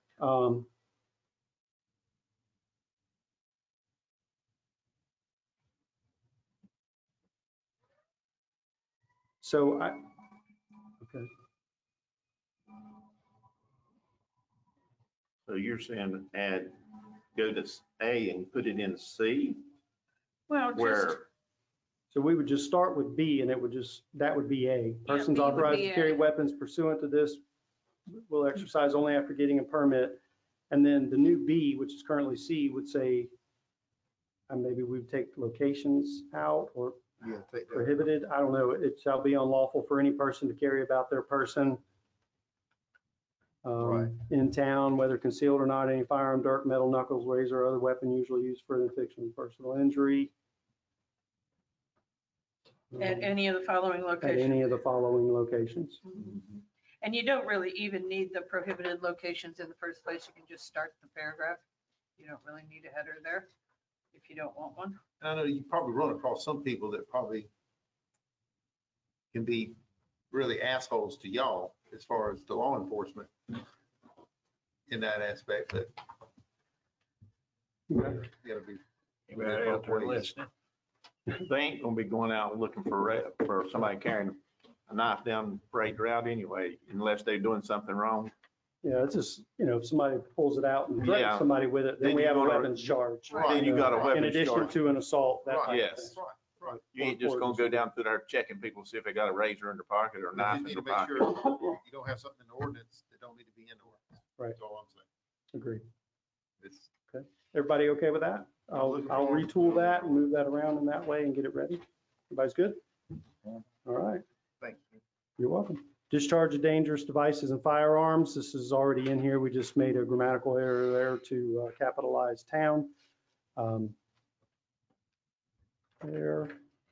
Okay, outdoor and open burning. So I did get with the fire chief. We knew this was coming, didn't we? You knew this was coming, right? I did get with the fire chief and your fire marshal. We went through this and went over it just to make sure. There was a lot of grammatical things in there that needed to be corrected and addressed, so we've got those taken care of. Just tried to clean it up a little bit to make it easier to read as well. Let's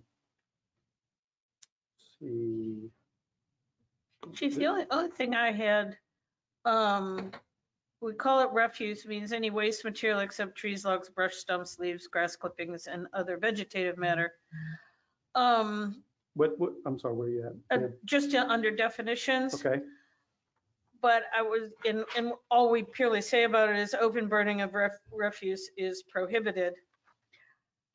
There have been instances where the neighbors are burning something. It must be plastic or, something. It's very smudging. It's excessive smoke, odors, and one time I basically had a sore throat for 3 days afterwards. Mhm.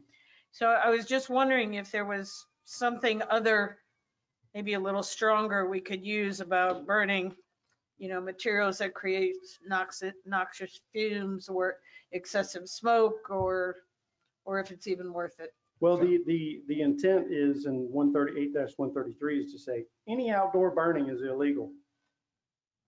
Yeah, but this Unless- was in their fire pit. In the fire, well, then so in the fire pit, the only thing that is supposed to be burned in an open fire pit is these patio wood burning units under 136. And it specifies in there. Clean wood, Yeah, clean wood.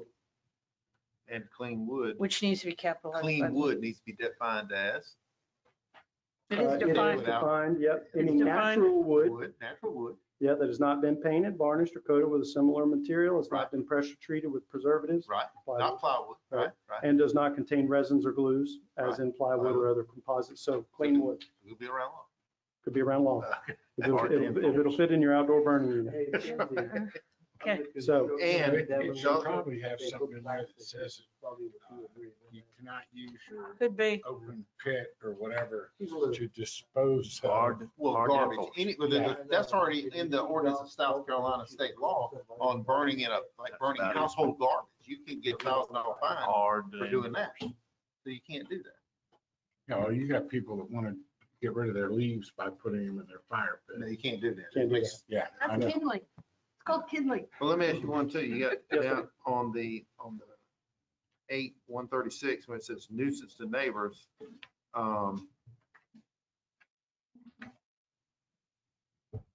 That part could be a nuisance to somebody. And then somebody could be running a cooker and smoking for 8 hours, 2 briskets and a ham. I'm just using an example. Ew, that smells good. That's, How could that be a nuisance? But then some people, they may be, well, I got, and then over the other part of the thing, he talks about cooking, which is fine. Mhm. So that's something that, if you got a fire pit and you got a firewood in it and it's clean wood, end of discussion. It should be not a discretionary item. well, Nuisance to a neighbor is very subjective. Right. What if you have a neighbor that doesn't particularly like you for some strange reason? What if your neighbor's in this? What if my neighbor's on this? Right. Or what if your neighbor's a Karen or Kevin? I mean, you got to look at that. So well, would you like to strike 4 out of there altogether? I would, because a nuisance to a neighbor is very wide open. You have to, I mean, you have that to was, canvass all the neighbors, right. I come mean, up with a if you consensus. come to my whether house it's and I'm nuisance. smoking a ham and you see my smoker smoking, Mhm. and somebody called that in, you say, I'm sorry. He's And cooking. if I'm a resident and I read this and I say, oh, it's a nuisance to me, oh, he's a nuisance to me. Right. That would be my justification to call it in and make an issue out of it. I would scratch number 4. Everybody okay with taking out number 4? Yeah. Gone. Yep. Okay. The liability piece is in there, which just basically says that, people be responsible for all fire suppression costs and any other damages resulting from damage that they cause by violating the ordinance. Then going down into 8-138, This was a recommendation from the fire department and the fire marshal. Presently, it says the fire chief or any authorized officer, agent, employee, representative of the town of Surfside Beach that presents valid credentials may inspect any property for the purpose of ascertaining compliance with the provisions of this article. The fire chief and fire marshal were aware that that's a little antiquated based on Fourth Amendment case law. They do need to have proper documentation to do that unless there is like an emergency. So the fire chief asked that we include this next set of language here, which just basically says that there's a process that they have to go through to get access to people's property. Close to a search warrant? It's close. It's I think the wording is in here. Not a search. They issued by a judge. Yeah. It's No, it says that he has a right. and that- Reasonable cause. yeah. That's what he's saying. That you can exercise the state and federal law. Has to have reasonable cause. Mhm. And that comes about from, sometimes people taking along the fire marshal to get in places that they wouldn't otherwise be allowed to get to. Say that again? That would come from situations where people take a fire marshal, fire inspector to get into places that they otherwise would not be allowed to get into. Right. And sort of skirting Skirting the law. search warrant requirement to get on to properties for Right, that. so you're fixing that, We're fixing that. you're fixing, okay.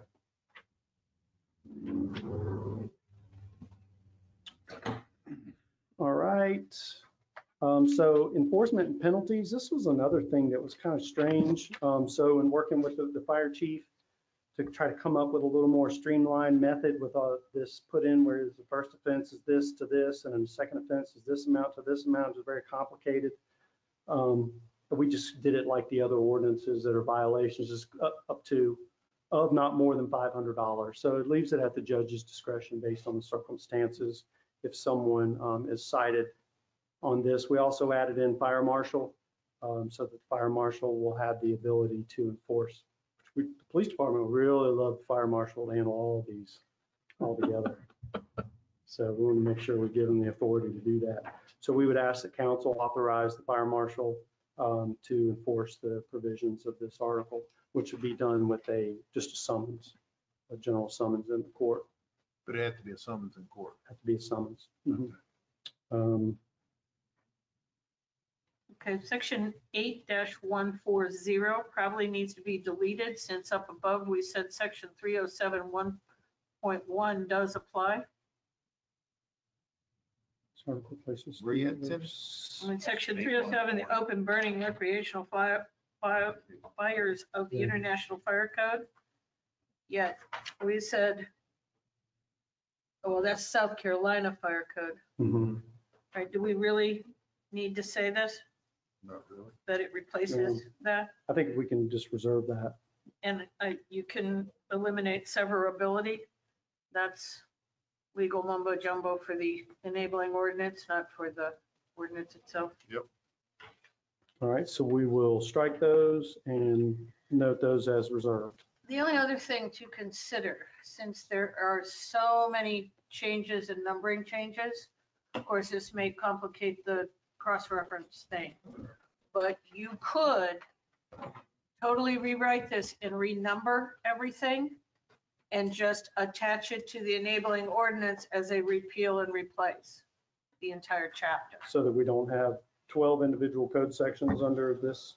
Well, and we don't have, we reserve this number, we reserve this and this number, and we Right. reserve this, that, and that number. So what you would say is that we would just, This chapter 8 would replace. Well, like, for example, if you go back to the beginning, we wouldn't reserve 8.1. 8.1 would become sleeping in automobiles. And now, you may want to reserve, 5 or 10 paragraphs, but you basically renumber the entire thing if you want to do that. You don't have to do that.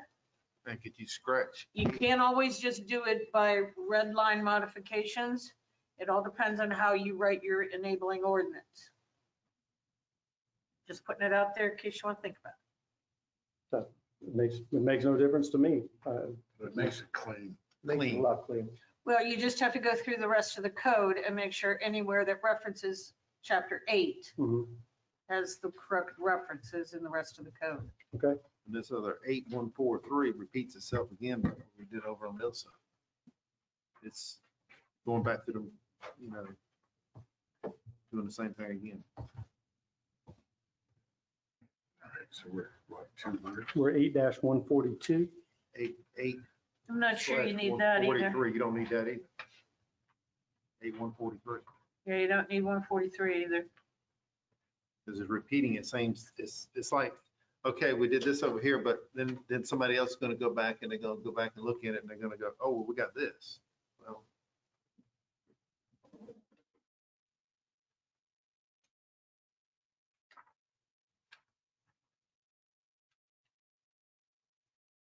Okay, so you guys wish to remove both of those?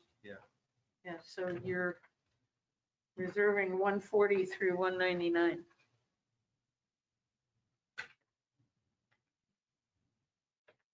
All right. Okay, laser pointers. Okay, world's longest ordinance on laser pointer devices. We just went through this and just cleaned it up. It was excessive. Maybe at the time, when this first came out, y'all, it was a big deal because they were pointing them at airplanes coming in and it was setting off, I guess, alarms. But it was a fad. But they still are around, so it's probably a good idea just to keep some regulation with our proximity to the airport to be able to regulate this a little bit, but just much cleaner and without so much confusion.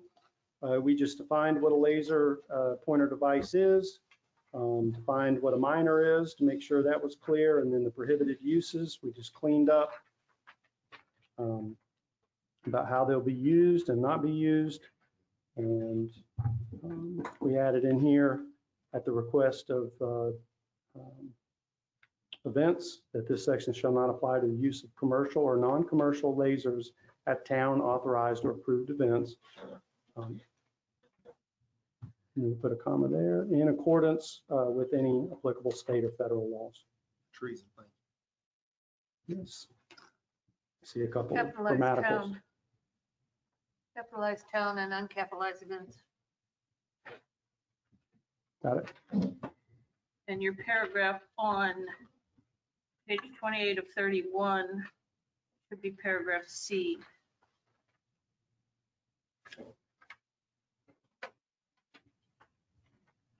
And capitalized Penalty. minor in paragraph 2.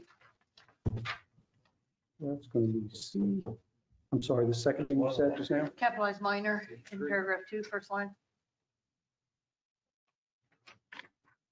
Got it. Any other comments or questions on laser pointing devices? Okay. Can we go into drug paraphernalia? This one is a little bit lengthy, but it is that way on purpose. There's been a lot of case law and other things about paraphernalia. The state did away with the paraphernalia law, but did allow municipalities to create it as individual ordinances. So we do, it is lengthy, but this is an ordinance that we use frequently to keep drugs out of the community and the paraphernalia that goes along with it.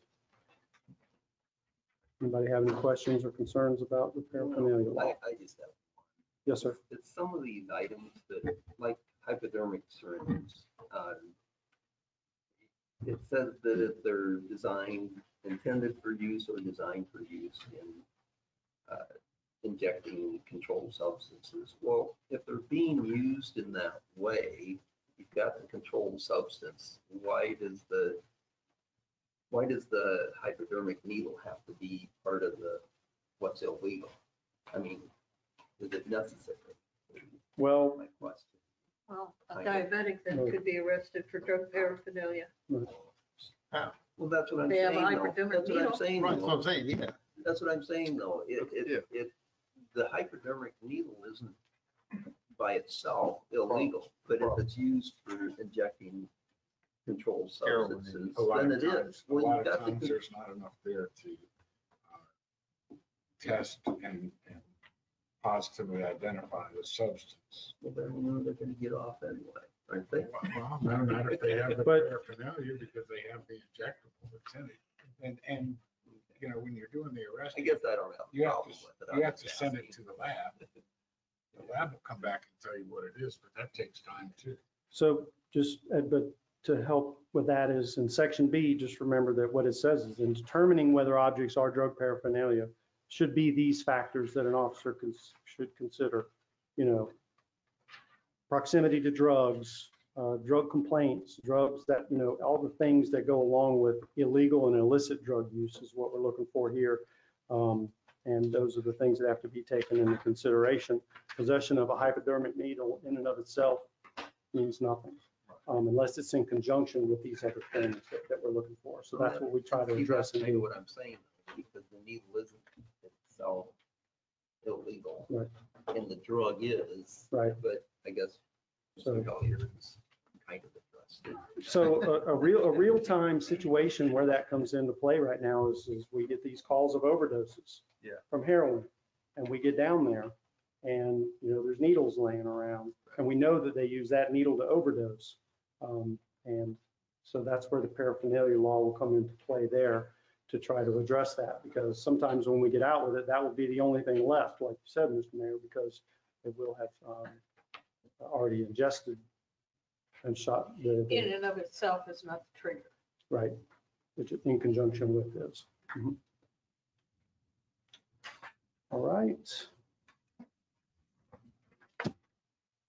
Boom. Any other comments or concerns or anything you want me to work on? We'll address these things. Right and- away, so we can see. What's that? Oh, on that pot. Doing that in chapter 12 tomorrow. Good. Okay, well, thank you so much. I appreciate it. I hope that you're pleased with the results. I know it's taken a little bit of time. So are you leaning to rewriting the whole thing and numbering it out, or? I will do whatever you'd like me to do. If it's cleaner and you think it'll look cleaner that way, we'll go through and, I mean, I just mention it because there's some considerable gaps we've created. Plus, we've been talking about wanting to clean up our ordinances. right, Yeah. So instead of just piecemealing it together, let's do, and we'll have a clean chapter 8. okay, Clean Well, chapter 8, maybe- 4 pages. I Maybe would like before that. we decide Okay. that, we should do a search of our code, chapter 1 through 17, and see how many times chapter 8 is referenced. It may not be referenced very often because it Okay. is kind of a standalone right, kind of thing.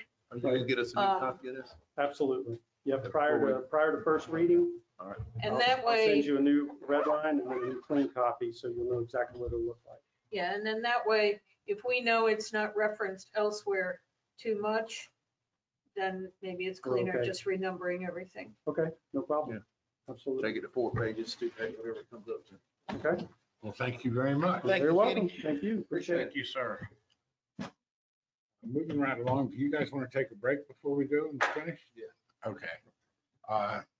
So, you know, it's 4 o'clock now. We're going to meet at 4:10. We're going to come back at 4:10. So. This conference will now be Moving forward with recorded. The workshop, the Robert's Rules has been suspended to have an open conversation. And the next thing on our agenda is council chambers. So who wants to start on that? I'm not exactly sure. I don't know what it is. Yeah, what Well, it is. Maybe me. I would like to see us come up with a plan through a municipal architect so that we can put all of our town business in this area, current area. And I say municipal because you need architects that specialize and already know what a town needs, because that's their job. I use the example of my son as an architect, but he only does medical buildings and hospitals. That's all they do because they're good at it. And I think those are things that we need to do. I think actually, I think the police department is the first area that we have to look at. But the overall plan, to me, I would like to see police department, fire department, council chambers, courtroom, eventually the town hall, all put back in this area and any other building that we deem necessary. So that this is centrally located. It's good to have the police department being able to walk over to the town hall for whatever he needs to do. And I just feel like that based on what I've heard when we had this conversation months ago, a lot of people wanted it here. I understand why we moved. It was a good move, but I don't think it's a long-term move. And I'd like to see it come up with a plan to come back to this area. I just don't think it's appropriate to reinvent this wheel. I mean, we had all the evaluations done, which is why we moved across the street. We are not dispositioning this property to sell or, do anything other than probably demo these facilities when we can. But I just don't think it's appropriate at this time to start bringing up things that were evaluated and voted by council as to which way the direction was going to be. So, and I mean, right now we've got more than enough other things we're focused on. We're trying to get the pier done as quickly as possible. We do have to create a new, part of what was approved was create the court and council chambers over at the new facility. Also taking into consideration that one of the FEMA requirements is that if at all possible, that the critical facility should be out of the flood zone A, which means across 17. So, that puts us in compliance with some of the FEMA requirements that we currently weren't in compliance with. So I just don't think it's an appropriate time to start reinventing the wheel on, prudent actions we had to take. And just to start trying to reverse something for the sake of reversing it. I just don't think it's appropriate. One, it hasn't even been a year yet. And usually, you can't bring up additional reevaluating ordinances just every time somebody comes on council and has a new idea about it.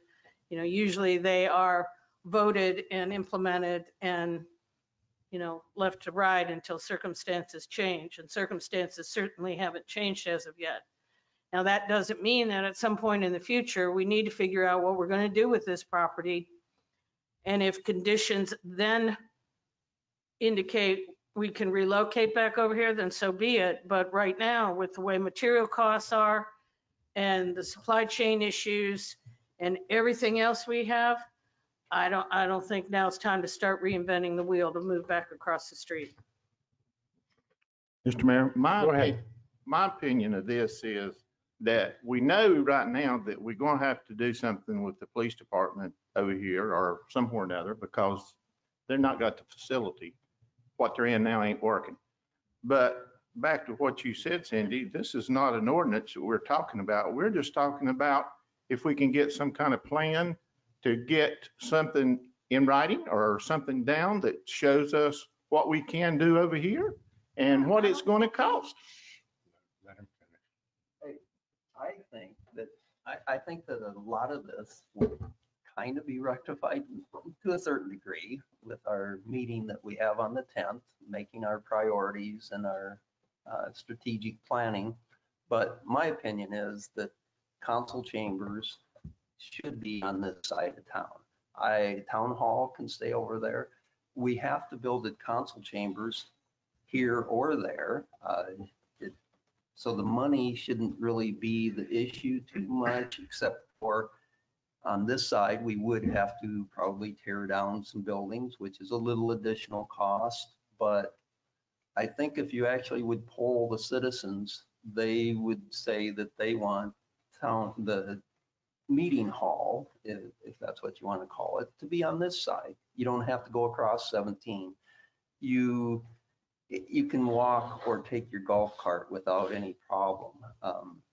That's Just my opinion, I guess, on it, but I think a lot of it will get rectified when we go through our strategic planning, you know, what we want to do. Paul? Well, I'll definitely, and I did then, but I definitely look at it that we should be on this side of 17 for any type of building. And we haven't done any planning or anything over on the other side yet. We don't have plans drawn up and we haven't taken those steps yet. Bring an architect and you'll be able to help. But we haven't done anything that can be stopped. So definitely, I want it over here. Michael? I know we voted on this once already, so, and we approved the 1.8 something other, 85 to build the new facility across the street. So to back up now, doesn't make much sense, but I do think we need to look at it and see what it's going to cost, total complete cost across the street. But when you say that residents can't go across to a meeting, they can drive a car, they can drive a golf cart, they can get over there just fine. I mean, I don't understand. They can go to Piggly Wiggly, they can go to the other place. But that's something we're missing in this whole conversation is what's going on in our economy right now. Our economy is fixing to take a major spin. Gas at $4 a gallon, $5 a gallon. I think we need to start looking at what could happen to tourism.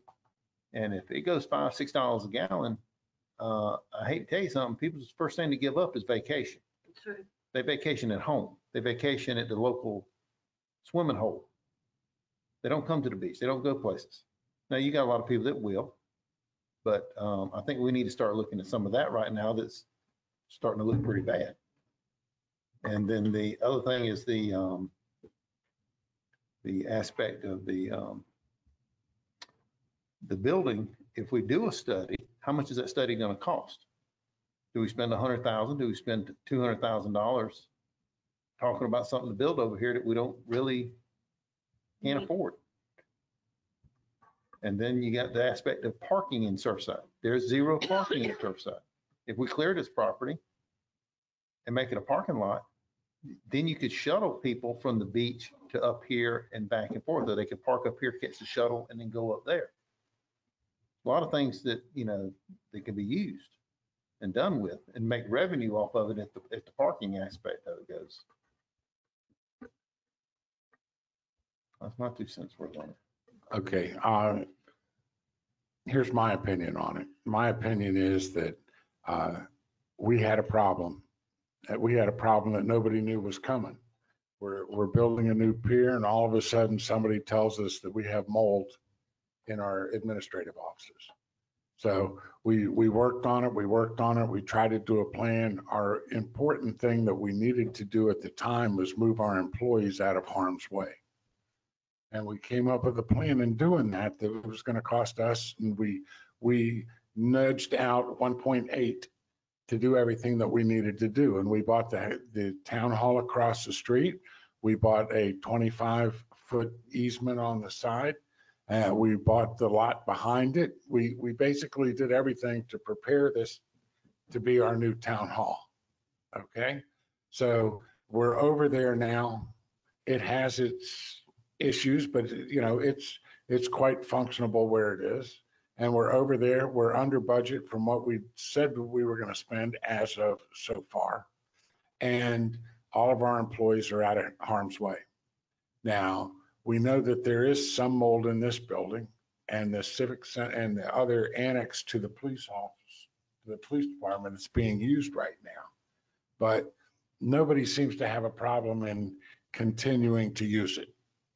And the police department is sitting where they are right now, and they're, as long as they have that annex, they're okay for right now. The big problem that we have is, you know, right now what we have over there, we cannot hold our town council meeting. Okay, so since we can't hold our town council meeting, this is the only place we can. And we also have court here. And, you know, I talked to Judge Arakis about it, asking him about, the construction and this and that. And Judge Arakis says that he'll do whatever we want to do. He says as far as the Civic Center, the way it is right now, he's happy being here. And this meets his needs. So where it doesn't fit the amount of people in a jury trial that we need on some occasions when we pick juries, it's accommodable. So where do we stand? Here's where we stand. And this is as I see it, and correct me if I'm wrong, Bill, that right now we have $500,000 sitting on the side to build the council chambers over on the other side. I don't think that the architects have drawn it up, or do we? No, we will send it out we'll put together the RQ. Because we had, like you said, we had to put the property together, had to create one thing, we had to get the people in, we had to rezone it. And so now we're at the next step is bringing in somebody that can figure out exactly what we need in that area, because while they're building that, they've also got to make sure that we've got like a circle, a driving circle around the facility, which will be a part of that. I think that what we did by moving over across the street was a great idea to get done what we needed to get done. I think this property that sits right here is still an asset for the town of Surfside Beach. And we still need to decide what we're going to do with this, whether we're going to put the new municipal building here or do whatever. We have a lot of options that we can do. The problem is that I don't think it's beneficial to us to be making any major decisions until we get the pier done. Okay, and spending any financial thing. If it's a matter of doing a study to find out, like, to get an architect or find out how much it's going to cost to build that over there, or find out what it's going to cost to build over here, I've got no problem in spending a little bit of money to get that done. But to spend a whole bunch of money to make any kind of issues and get it done at the sake of, us going in debt over our pier, I'm not for. But that's my opinion. Mr. Mayor, can I make a suggestion on this? Could we hold off on doing the architect drawings of the building across the road and use that money to make a study over here, or get some kind of plan to do over here, instead of spending this money on this plan across the road or trying to build the courthouse over there until it's really decided by council that that's really what we want to do?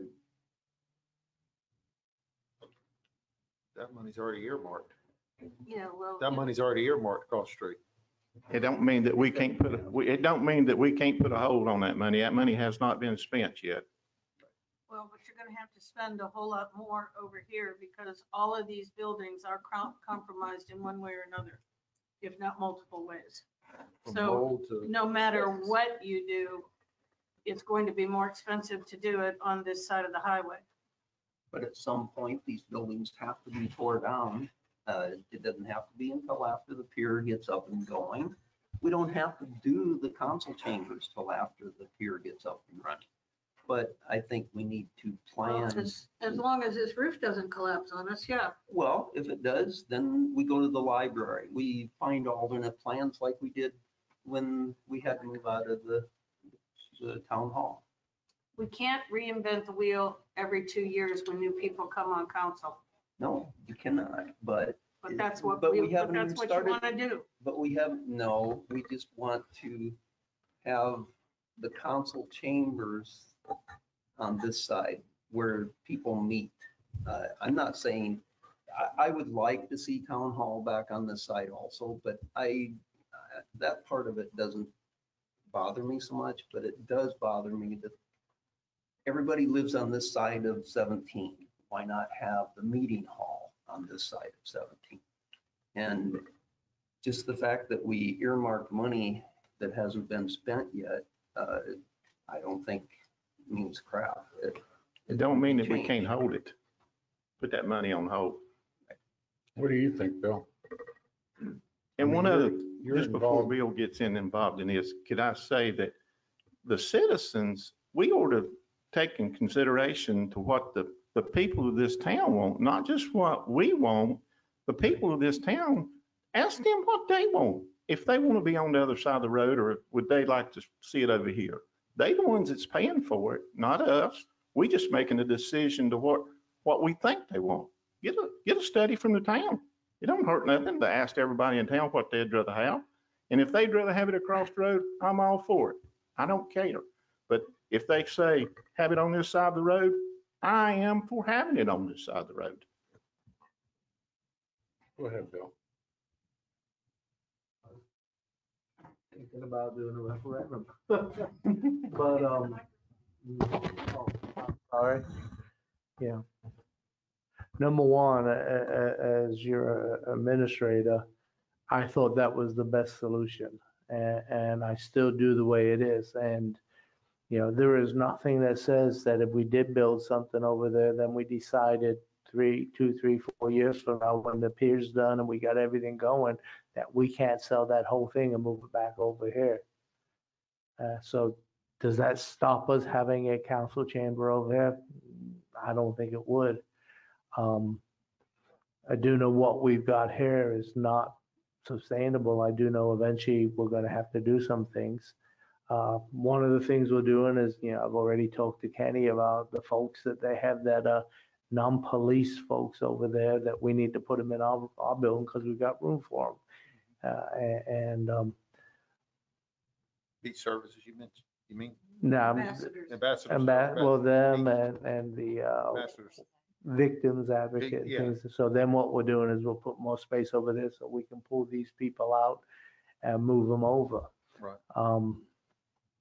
We need some place. I think we did it over there and that, again, came back and looked at it in a couple of years. All that's going to do is up the value of that property. So that's where I'm at. Well, if we go to build this place over there, how long is it going to take to build it?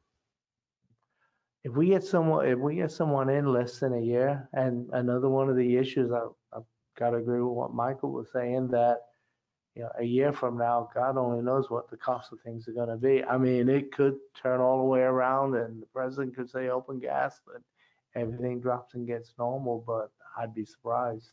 Do we have any idea what the architect is going to charge us to draw it up? Because that's going to take 6 months.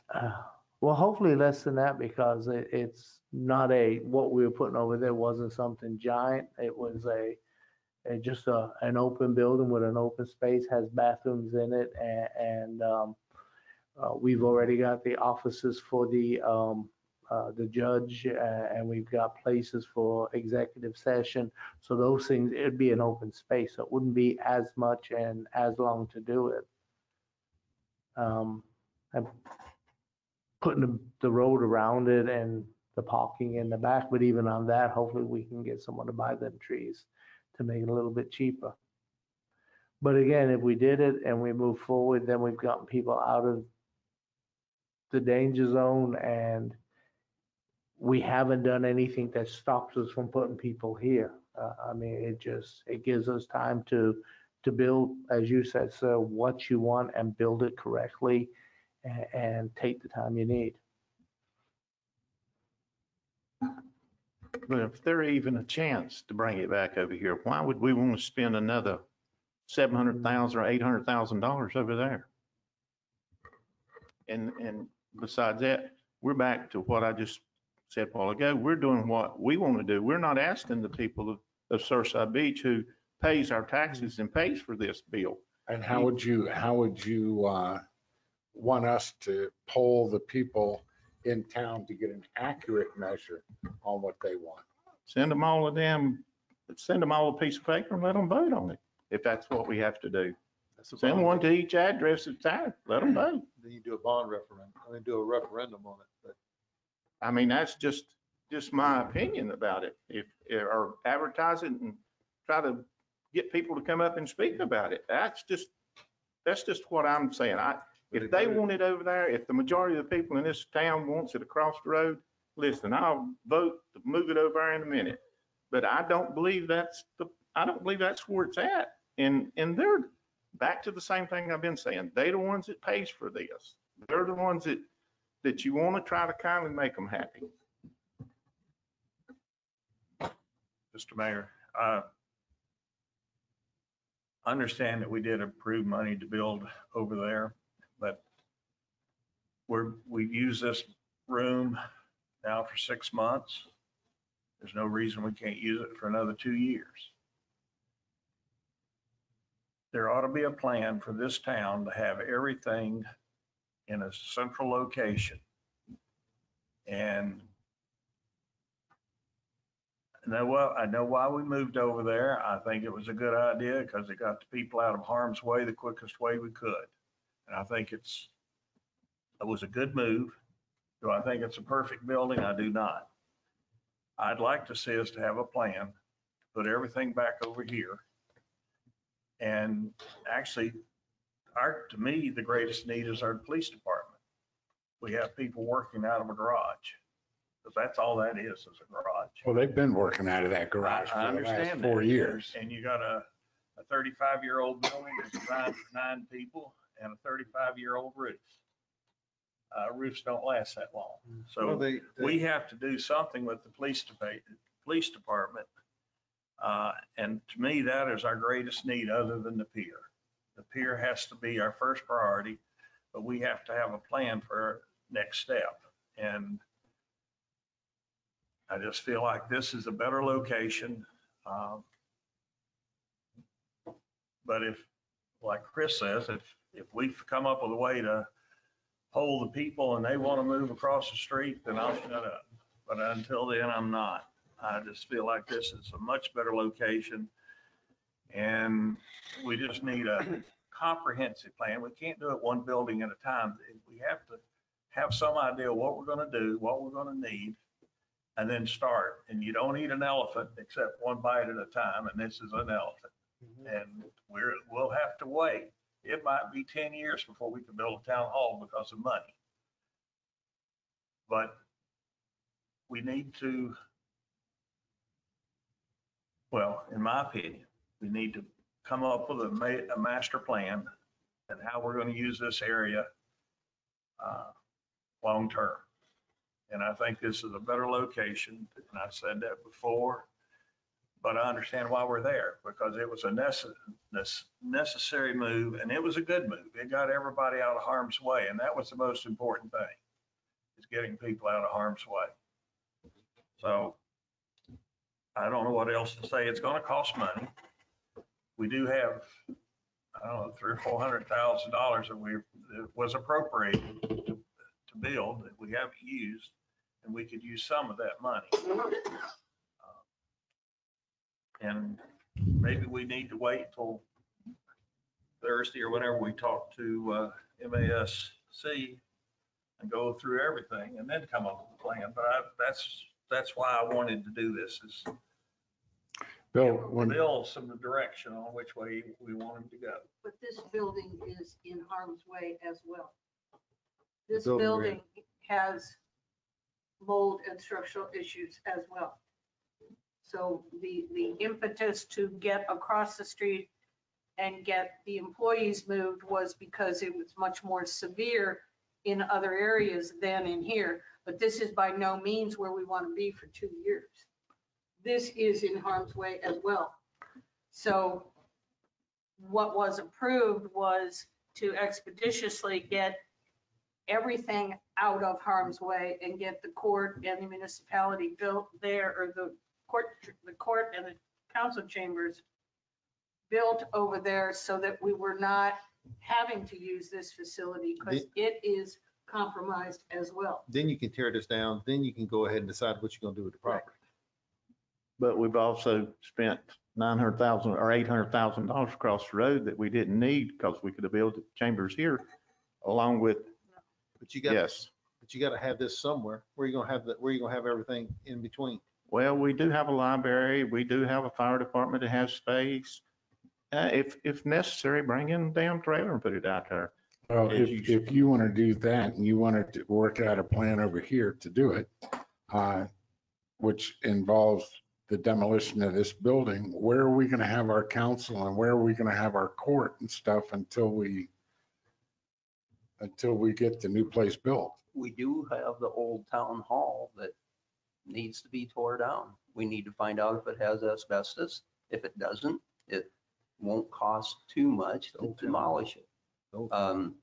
I just think that it is, I don't know, more judicially sound to not build a building over there thinking we're going to build over here when we could build over here and eliminate a building over there. I'm not saying do it overnight, but yes, we're in harm's way here. Well, if we are, maybe we shouldn't be meeting here. Maybe we should be at the library or somewhere else. I don't know. But we're not here Did all the Eric ever time. tell you how much it would be to rebuild the police station? And is there a plan to rebuild the police station? Last I heard, we had heat and air, that's what we were gonna do. There's, then there's, work a- on it. there's a lot of issues. We We've upgraded got the people HVAC. looking at HVAC, stuff so we yeah. can figure out what we can do. So has the HVAC been improved or? It was approved to spend $6,000 something We for did some, we've done some work on it, yeah. And has the roof been replaced that needed to be No, replaced? sir. No, They 'cause don't- that's part of the, what will be demolished. Well, Right. that's in the Because it's re-roofing. never been joined properly. But can I ask the question y'all talking about, we can't use this building if we tear it down? There are a location between here and the police department, from the fire department to the police department, that's possibly a place that could be looked at to be a courtroom. All we'd have to do is take out a skate part up there. And we got plenty of room there to build chambers and all. We could come right off the fire department this way and leave this till we get that building done, then demolish this building. There are options, but some people on this council don't look at no options. They've got their mindset on across the road, and that's where they want to go with it. I mean, No, I think some people have been through this before and have seen all the evaluations and seen the studies and have been part of the conversations that made the choices that was in the best interest of the residents in what was the cheapest alternative to get everyone to safety and to comply with federal regulations. So don't be spewing some people. Thank you very much. Yes, ma'am. And I understand where you come from, and I'm glad you got them people across the road. But that is the truth. Some people has got that opinion of going across the road and not coming back over here. But that ain't what the people. Nobody has Listen, talked just about listen what to us. this property was going to be in the future. Nothing has been decided on how this property is going to be used in the future. And now is not the time to start figuring it out. well, we definitely have some differences of view on this. And the question comes, we can't take any votes today because it doesn't say anything motion pertaining to the agenda. This is just a workshop. So this is something that Bill asked to do to bring us into a conversation so that we can talk openly about it. And I think we know how everybody feels on it. The question that is going to come up to us is, do we sit and wait until the pier's over? Till we know exactly how much money we have. And if we want to do something, no matter where, and we can consider this too for the council chambers, wherever it is, that there's probably grants available that we could apply for, but there's nothing that we can do to just get it right away. Everything takes time. And we're looking at grants. Yes, sir. But we have some money. My understanding, this money that we have coming in, it's going to be over $2 million that we could be used for some of this funds too. Yeah, but at the same time, everybody here on council has taken the tour. Yes, sir. Okay, We can- so we know what needs to be done at the Floral Clubhouse. Yes. We know what needs to be done at Huckabee. Yep. We know what needs to be done on all of our facilities that haven't had and even the fire department that haven't had the proper maintenance in years. So I mean, we need to be I agree real with you. cognizant of where our money's going to go. Yes, sir. And I do agree with you on all of them things. But I'm just saying, when you keep saying there are no money available, there possibly are some money available that we could use, are going to be available, that we could use for these facilities that they've done checked into, but that grant money can be used for. Bill, could we find out, excuse me, Mr. Mayor, could we find out what it would cost to do the study, to do a architect type thing? What would it cost for them to come over here and say, if you demoed these buildings and built it here, and then you're still doing the same thing, and what it's gonna cost to build it across the street? Yeah. At the same time, what would that cost? We don't have an architect as of yet. Is that correct? Yeah, but. You gotta put it out for No, bid. we don't, but we have access to folks that have that information. And that way, we Well, we would did know. that evaluation Yeah, in exactly. the first go round. Yeah, but I'm talking about an actual true bidding, what it would. With And a no matter plan that what, they can I'm show moving- us. I'm Well, this moving is more costs around. expensive because you've Yeah, I got. know you to got- have- You run Yeah, about the right. money, it's a- But we got to know what But it's can gonna you be. look at, when you have this architect, look about this land down here, that's from the fire department to the police department, something that we could stay in this building until they got that built before we ever tear this down? Or is that could that be a plan? What is, Well, that- some other plans besides? Yeah, that is Is- kind of what we will look. Is there anybody here that is familiar with the Scipio Lane, the municipal building on Scipio Lane?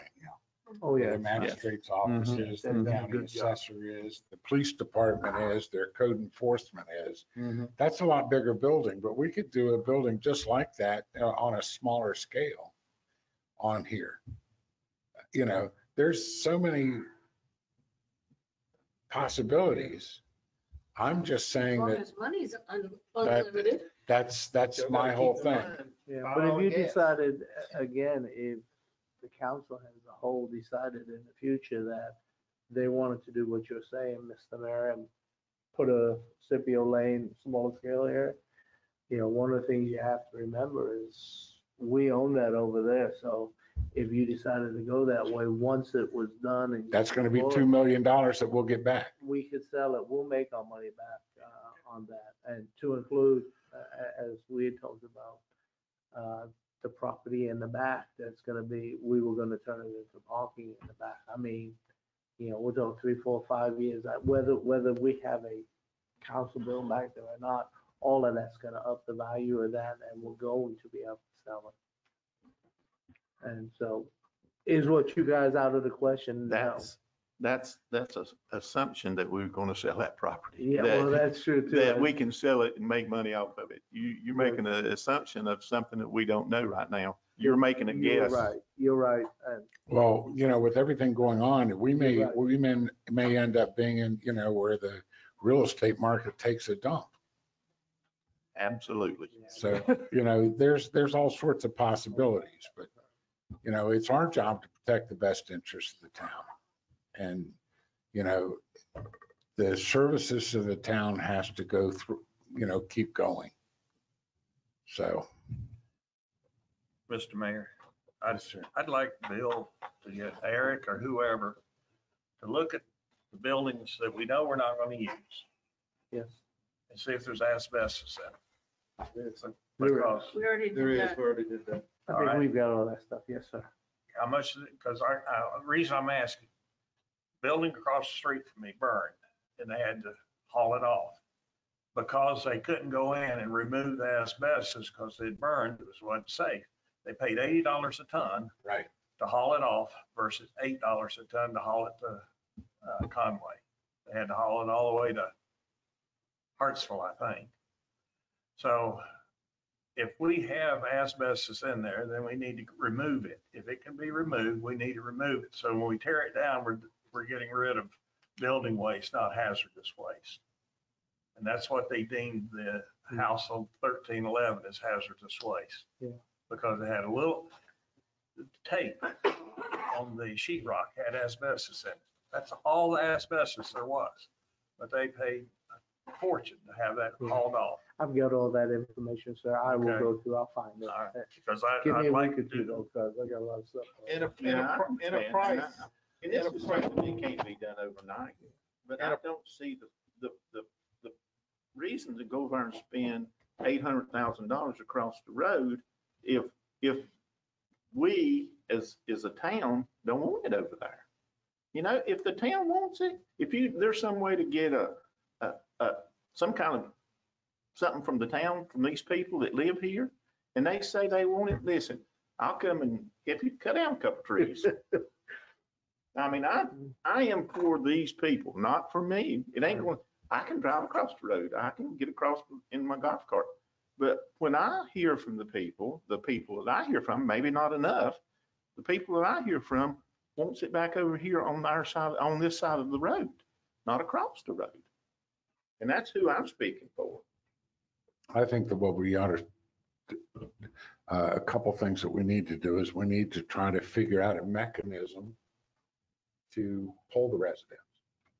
I mean, they're the ones that have a dog in the fight. It's their money we're using to get this done. And I don't know,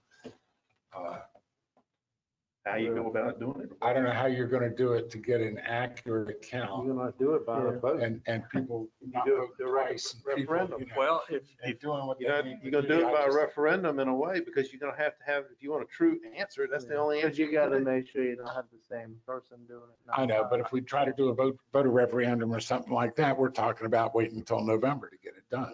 Well, November's around the corner. Well, somebody November sent out a 23. mailer that didn't have an address one on it, and it went to all the houses in Surfside at a very low cost. So a lot lower than what I paid. So. Well, I think Rob checked into that, and it was rather cheap to do it because we've already decided that our next newsletter that comes out I'll find quarterly out how to do it. is going to go out with that. You're not gonna do a process. vote by that way. But You're that not gonna do a doesn't get vote. responses back. You're not gonna do a vote that way because some people don't even live here. They're not residents. Well, if they have a mailbox, they'll get a letter. If they don't have a mailbox, they won't get it. Right. That's what happened before. Well. in So you general, only people get the vote people on it. that return the thing, you know? Well, It'll be people that you're live only in the gonna town. get so many to return it. It may be only 25%.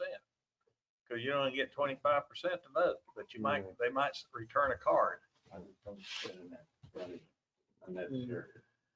Anyway. Postage for the card to be returned. And then, And that We done won't got be screwed once on a mail. mail-in vote in I mean, 2020. You don't remember that? It's problematic, however we look at it, trying to get the things that we need to get done. My question is that if we go Allegedly. and we spend the 500,000 to build the council chambers, right? And we do that right now. When it comes time that we go to sell that building, is that building going to be worth $500,000 more than it is right now? I don't know. Because, you know, it's going I'm to not take, gonna- it's I'm going to not take gonna a guess strange on that. person that 80 wants to people buy live that there. building and have a council chamber attached to it. So, you know, I don't know. Not necessarily. I mean, that becomes a meeting room or a conference room for any kind of business. Yeah. That may need it. I don't think that that's a down for real estate. That just adds to total square footage available to whatever business wants to go in there. Well, Every business needs a conference room and, you know, kitchen and lunchroom facilities. my recommendation is that we task Bill to do a couple of things. Yeah. And get him to get more information and then we bring it back and do it. need, And I think we I should need a stop list of wasting all my time funds. and get some of the important things done and focus on those things and not spin our wheels on other nice to haves. We've got enough issues to really handle. Everybody's plate's full right now. I think dealing with what's on their plates now and making a difference. And which way this economy goes with $5 gas. That's And right. tourists coming or not coming, considering they tax money and every other bit of tax money that the town runs on, is tourist driven. Absolutely. Without tourists, we have nothing. The next And the 3-4 next- years may be drastically This different. summer may make 2020 look like a nightmare. Because if gas keeps going up, it ain't gonna happen. Mr. Drake, Yes. in 2020, we still made money here in Surfside. We made money, sir, considering the fact that people were home. They didn't have $5 gas. we have all heard a lot to think about and what we're going to do. I just, And you know, I don't have the answer. I And would- I'm sure this is gonna come up in the strategic meeting and Right, well, priority. everybody had the opportunity, everybody in this room had the opportunity to express their opinion and what they thought. So now we know what everybody's thinking. It's just that we either need to find a better alternative or do whatever we're gonna do, or, we need to do it out. So everybody now at least knows after this meeting how everybody feels. So let's take that for now and see how it goes. Mr. Mayor, I make a Yes. movement that we adjourn. I second it. No, we're not going to adjourn. No. All those in favor? Aye. This meeting's adjourned.